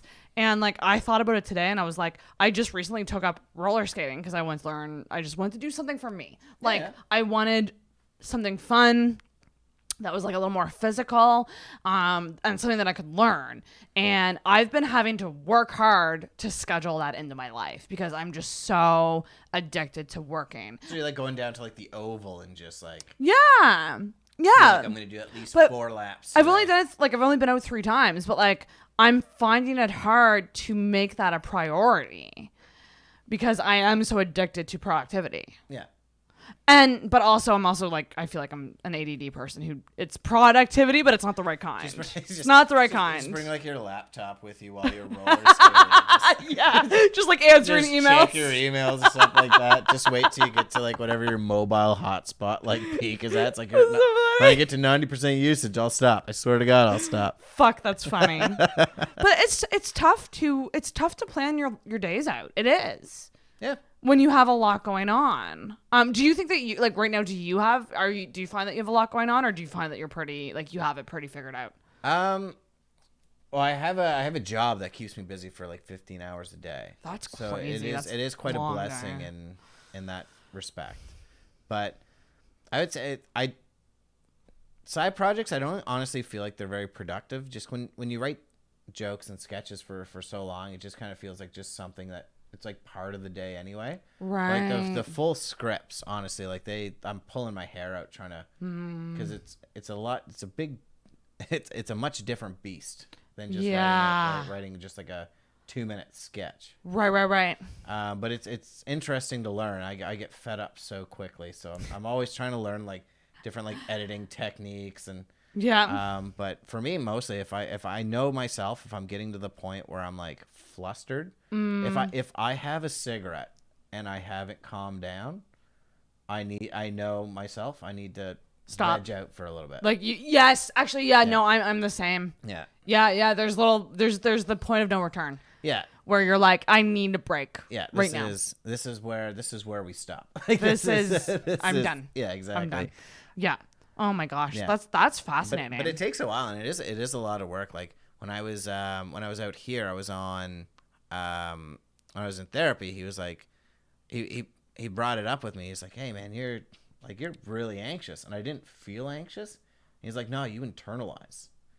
He's like, because you do like those little like tests and stuff like that, and then I thought about it, and like it's like kind of like he described it as like a duck on a pond. Yeah. Where it's like on the top you're like hanging out, and on the bottom you're just like your feet are going. So what does it mean when he says that you internalize? So it's just if I'm stressed about something, yeah, I don't outwardly like react to it. I just accept it in a very poor way where it's like, I need to smoke because of this. You shove it deep down, then you kind of like dad syndrome.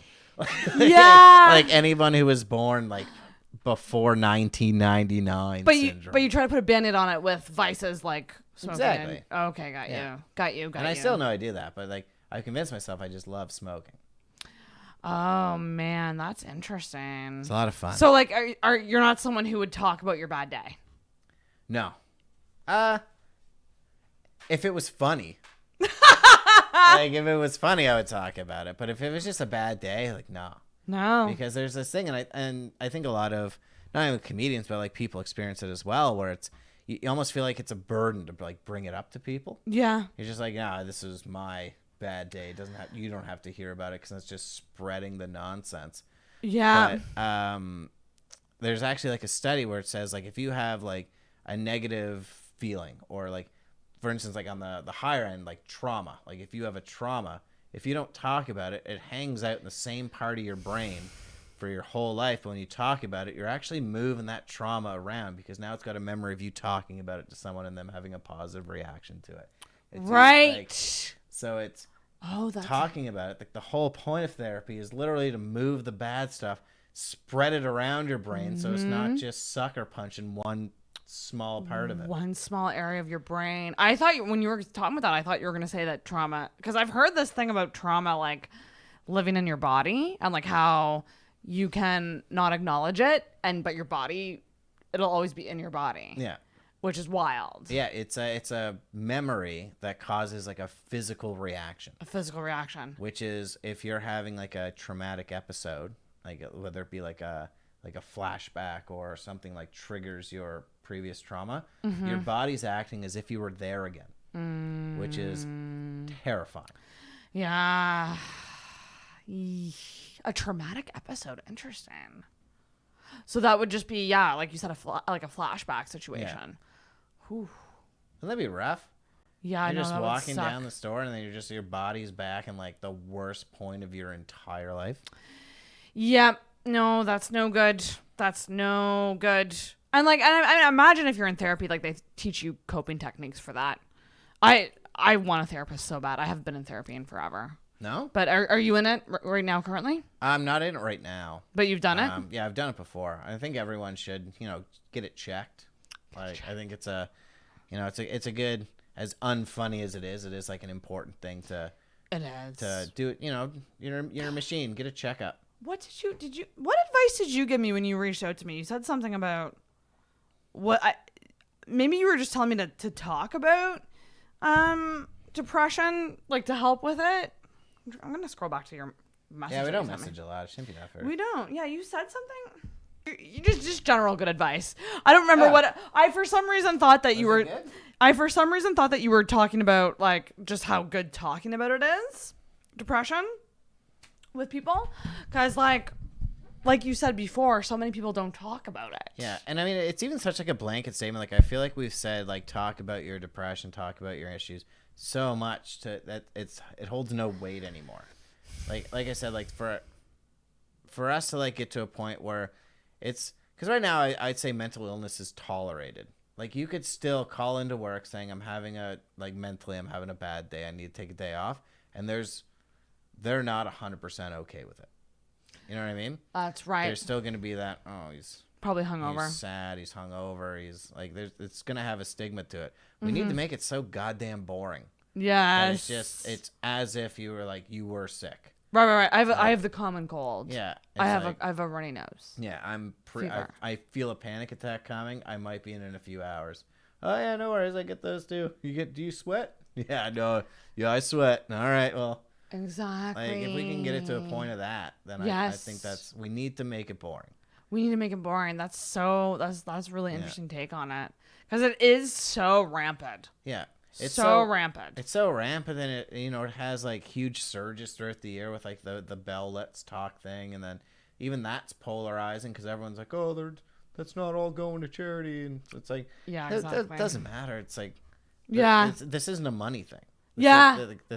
This is so far from being a money thing. That's right. If it's helping somebody, then cool. Then fucking let it. If Bell Alliant makes money off it, then somebody got helped, and that's more important. That's exactly. I don't own stocks in Bell Alliant. I just want that known. I don't own stocks there. Okay, do you want to do? I know I gotta let you go and let you get to your UFC hangout. But I have a few psychological questions to ask you. Ooh. That we might be able to figure out more about Richie. Yeah, all right. Yeah, I've been a pretty closed book so far. So what is your favorite animal? Oh man, my favorite animal. I'd have to say like a bear. Okay. What do you like about bears? 3 things. They get to veg out quite a bit. They look funny when they catch fish. I think that's very funny when they try to do that. And them climbing trees might be the most adorable thing on the planet. That's funny. What is your favorite article of clothing? This is getting too personal. I'd say like a nice, like a sweatshirt. Do you have something specific? Like a specific one that you own that's like your favorite? Well, my favorite clothing is my red plaid shirt. Oh, that's here tonight? Yeah. The red plaid shirt. Okay, so we'll probably go with that one then. What about the red plaid shirt do you like? 3 things. 3 things that I like about it. It's got a pocket that holds my smokes. It's got buttons and not a... Okay, so it's got snap-on buttons. Pocket that holds your smoke, so it is functional. Yeah, it's Okay. It's very functional. It works very well as a shirt.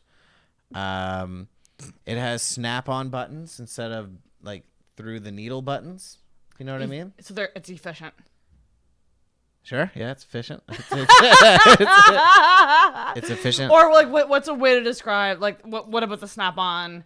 It's efficient, right? Yeah, I think that's. I think you nailed it around the head there. I nailed it.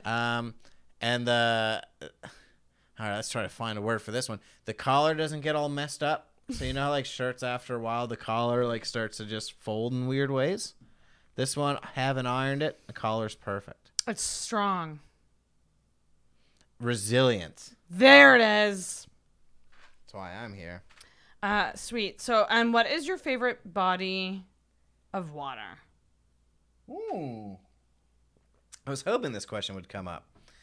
Is really? it time like a specific one? If you have a specific one, that'd be great. Well, the Atlantic Ocean, for sure. Is that too specific? The Atlantic Ocean? Okay. What about the Atlantic Ocean? Man, there's so many ghosts in it. Yeah, I can imagine that there would be. Do you believe in ghosts? Oh, big time. Oh, fuck. We couldn't even... Fuck me. I should have asked that like way earlier. I kind of assumed you did, but I wasn't sure. Yeah, big time believe in ghosts. That's crazy. Have you ever heard one or seen one? Yeah. What? Yeah. Can you give like a quick...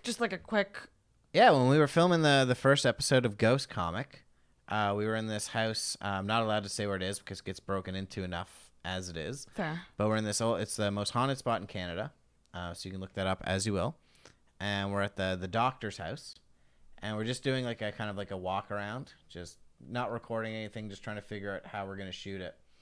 And we go upstairs, and a door opens, like we heard it latch open, and then I immediately got freaked out. I said, "Please close that." And then the lad I was with said his name is Judd. He was like, "Sorry, we'll go." And then you see like a... Oh, wait. So sorry. So the door opened on its own? Yeah. And then it closed on its own and latched. Like, we couldn't open it. Oh, Jesus Christ. So we went back and filmed. I said I was never going to go back in there. But they were like, "Don't you have that ghost comic idea?" And I was like, crap, we have to go back in. So oh, we had to my go God. back in and film that. And then we had to go back in another night because there was a joke I forgot to do. And like... And yeah, and it was just the idea of like you're so committed to this sketch. It hurts so bad going back in. I apologized to the ghost going back in the third night. I was like, "Look, I'm sorry. I know we said we were gonna leave. I'll be 45 seconds." Oh my God, that's hilarious. That's so. You, oh wow, that's you don't. A lot of people don't believe in ghosts. I can't wait until they're ghosts, and then they don't even believe in themselves. Or we're ghosts, and we can haunt them. Yeah, I hope you get the choice. I do too. I'm always wondering what it's like to be dead. That's like the worry, right? Because like there are ghosts, and it's like, did they, when you die, is it like someone's just like, okay, so you can be a ghost for 600 years and then get into heaven, or we can, you could do 2 years in hell. That's and then right. You go to heaven. It's like, I wonder what the choices would be. yeah. I wonder what hell would be like. I don't know. Hot. Yeah. I'd say hot. Based off. Or do you just go to your whatever you think your personal hell is? Oh man, mine would still be hot though. Yeah, I don't like being hot. It would be like a really hot day without any drinks around. Ooh, that'd be bad. Yesterday I didn't have a sip of liquid the whole time. Oh, running around for the show? Yeah. Yeah. No, you were boogieing. I was really, really wiped. Okay, so you said Atlantic Ocean. Yeah. What about the Atlantic Ocean do you like? So ghosts. It's spooky. It's spooky. I'd say it's a pretty spooky sea. It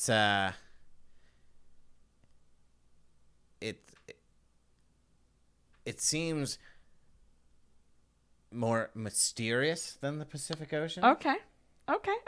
Because of all the trading and stuff and the sadness. It's got more emotional depth, I think. Ooh. Than any other body of water. Oh, I like that. Yeah. Okay, last question. How would you feel if you were in a all-white room? So walls are white, there's no windows, and it's like bright lights like this, but like all white. I think that would be intense. Intense? Yeah, that would be... That's kind of like... And it's weird because like Jennifer Lopez would request that for every concert she had. That was like her rider. Like, what a psychopath. It'd be intense. Would you be like, what kind of feelings would you have in a room like that? Oh man, nervous. Mm-hmm. Clean. It'd probably feel pretty clean in there, I imagine. And suspicious as to how I even got in this room in the first place. Ooh, I like that a lot. Yeah. Break the fourth wall in this psychological test. Okay, so we're going to do a roundup. So your favorite animal is how you view yourself. Cool. So you veg out. You look funny when catching fish. I feel like this one didn't really work and out. And you're adorable when you climb a tree. Arguably. This is a good one. So your favorite article of clothing is how other people see you. So, and I had to do some work with this because you were talking about buttons and snaps. But you thought the other ones would work well for how I saw myself? I bet he does look funny when he fishes. I guess I could have done more work on that. Well, actually, I could. Yeah, you look funny when they fish. Goofy. I could say you're goofy. Adorable when climbing. You're adventurous. Works out laughably. Yeah. Laughably. So yeah, you said the red plaid shirt. So this is how other people see you. So it's functional, efficient, and resilient. Cool. Which, do you think that's true? I hope so. They better. Think people see you that way? The body of water, the Atlantic Ocean, is how you view sex. And you said... Full of ghosts. Full of ghosts. My poor little spermies. Oh my God, they do look like little ghosts. Yeah, they die. They die. Only one survives sometimes. Yeah. Yeah, so you said full of ghosts, so spooky, mysterious, and emotional depth. And I thought that was really nice. It is nice. That's a nice... Especially after ghosts. Yeah. And then the white room is how you view death. So intense, nervous, clean, and you're suspicious as to how you got there, which I like that because that means that if you didn't know you were dead or if you were suspicious about you're a ghost. So you can come for full circle. Be a ghost. You're going to be a ghost. Are you freaked out about death? Are you scared of it? No, I think it'll be okay. Yeah? Yeah. Are you? Oh, I'm terrified of it. How would you know? I think about it every day. Yeah. We need episode 2. Yeah. I got oh no, big time. Like if I ever saw a therapist, I would be tackling my my obsession with death. Do you really think about death every day? Yeah.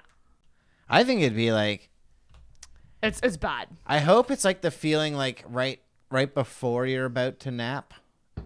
You know that like when you're in the blanket and you're all warm and stuff and like you haven't fallen asleep yet, but you're about to get there. Interesting. I hope it's just like that. I hope that's what peace is. Okay. Because that's the only way I can get down with world peace. If everyone feels like that. You don't think it would be like the feeling of sleeping or dreaming? No, I mean maybe dream, but like sleep, what does that feel like? Does anyone know what sleep feels like? Because we're shut up. I usually know if I'm dreaming, I know I'm dreaming. You're usually. a lucid dreamer. But I can't do much, but I know. I'm like a half lucid dreamer. Like I know, but I can't do. You're like, oh, this is shit, but at least it's not real. That's what it is. Well, last night I had a dream with Emma in it that Emma Mater was like, hated my guts. And like we were in this big fight. And I literally, like, I'm just really crazy with dreams. Like I get really, like I wake up crying over dreams because I think it's real. And literally like, and this was one where I didn't know I was dreaming because I woke up and I was just like, oh my God, I thought Emma was mad at me. I texted her and I was like, I woke up crying because I thought you hated my guts. Because it just seems so real, her hatred towards me. Jesus. I had one dream the other night where we were trying to hijack an ambulance.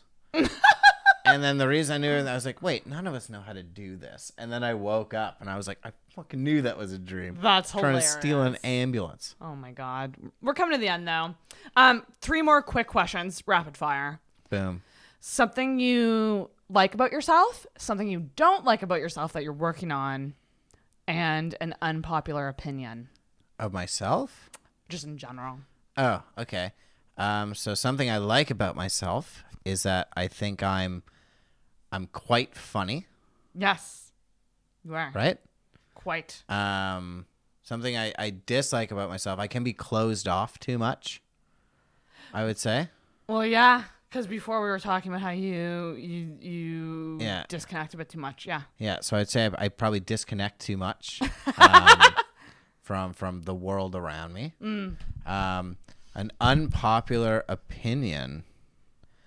I think this can be silly too. I think Catalina salad dressing could be the new ketchup.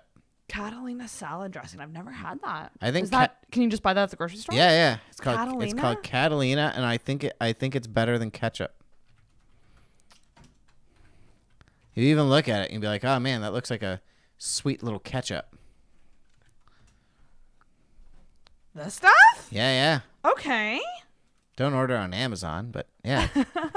It's good, eh? Yeah. Oh, interesting. I'm gonna have to check that out. Would you take this over ketchup? Big time. If it was ever you offered. Choose it? Yeah. Oh. The only place I get this is at my parents' house. Oh. Half the reason I came back. Damn. And then my last question is, what's your star sign? Oh, I'm a Capricorn. Ugh. What does that mean? Is that bad? I was once told that it meant I'd be a bad husband. So many Capricorns are very, again, logical, but like logical to a point where it's like you said about like not being able to like connect or whatever. Because Robbie Vino's a Capricorn too. That makes total sense. Is he? Yeah, he's a Capricorn. Good for him. Nice. There's 2 of us. Look at us. Look at you guys. Yeah, a couple of goats running around. Look at us. Man, that makes total sense. Yeah, you guys are both Capricorns. No judgment. It's all good. What are you? Pisces. What does that mean? You swim? Cry a lot. The soul. I'm the tears opposite again. of a Capricorn. The soul tears again. I'm too emotional, I would say. Our Capricorn, we're not. I don't think Capricorns are. So it's not my fault. I don't think that they're that emotional. Capricorn traits. Oh, here we go. Ambitious. Relentless. Realistic, sensitive. Pessimistic. Disciplined, practical. Yeah. Money. I definitely see the practical side because I think, again, going back to like what you said about like the no nonsense, like this is just what it is. Yeah. Like kind of, and that's Robbie's a lot like that too. This is just what it is. This is it. You're not complicated people. You're very straightforward. Meat and cheese. Oh, I love a meat and cheese. But Richie, we're gonna end so I can let you get on with your night. Okay.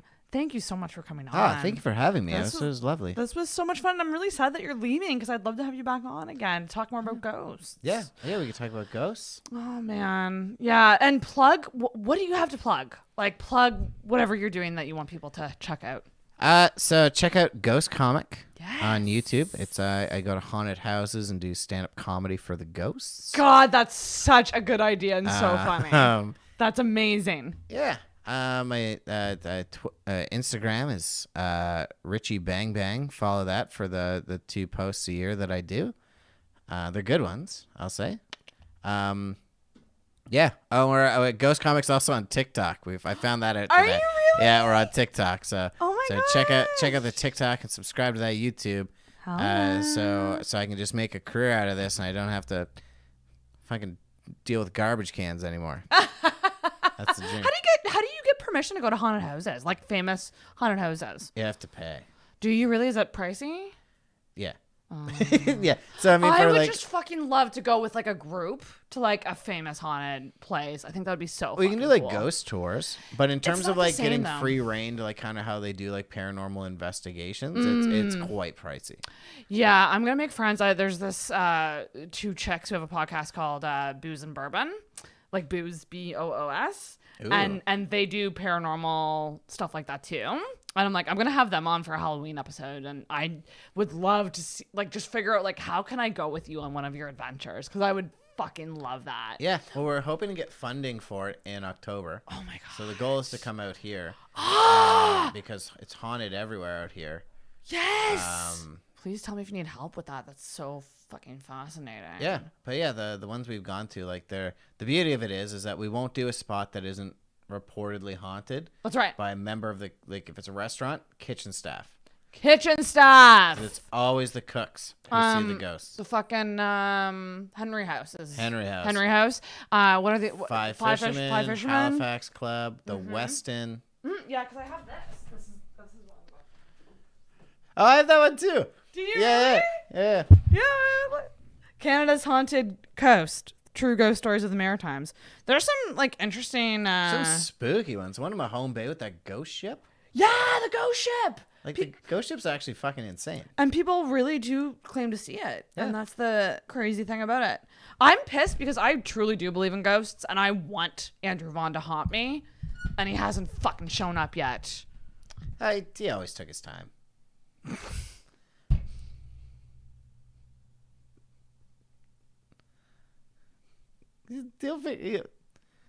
Well, so that's the show. Thank you so much, Richie, for coming on. Oh, it's a pleasure. Thank you. This was great. Follow him and check out his YouTube. It's really awesome what you're doing. It's really entertaining, and good luck with everything. And hopefully you'll be back soon. Yeah, hopefully. And you get to do the honors. Ring that bell. Oh, so many rings. I didn't know how many I was supposed to do, so I over. I mean, you can do however many you want. Yeah, we're done.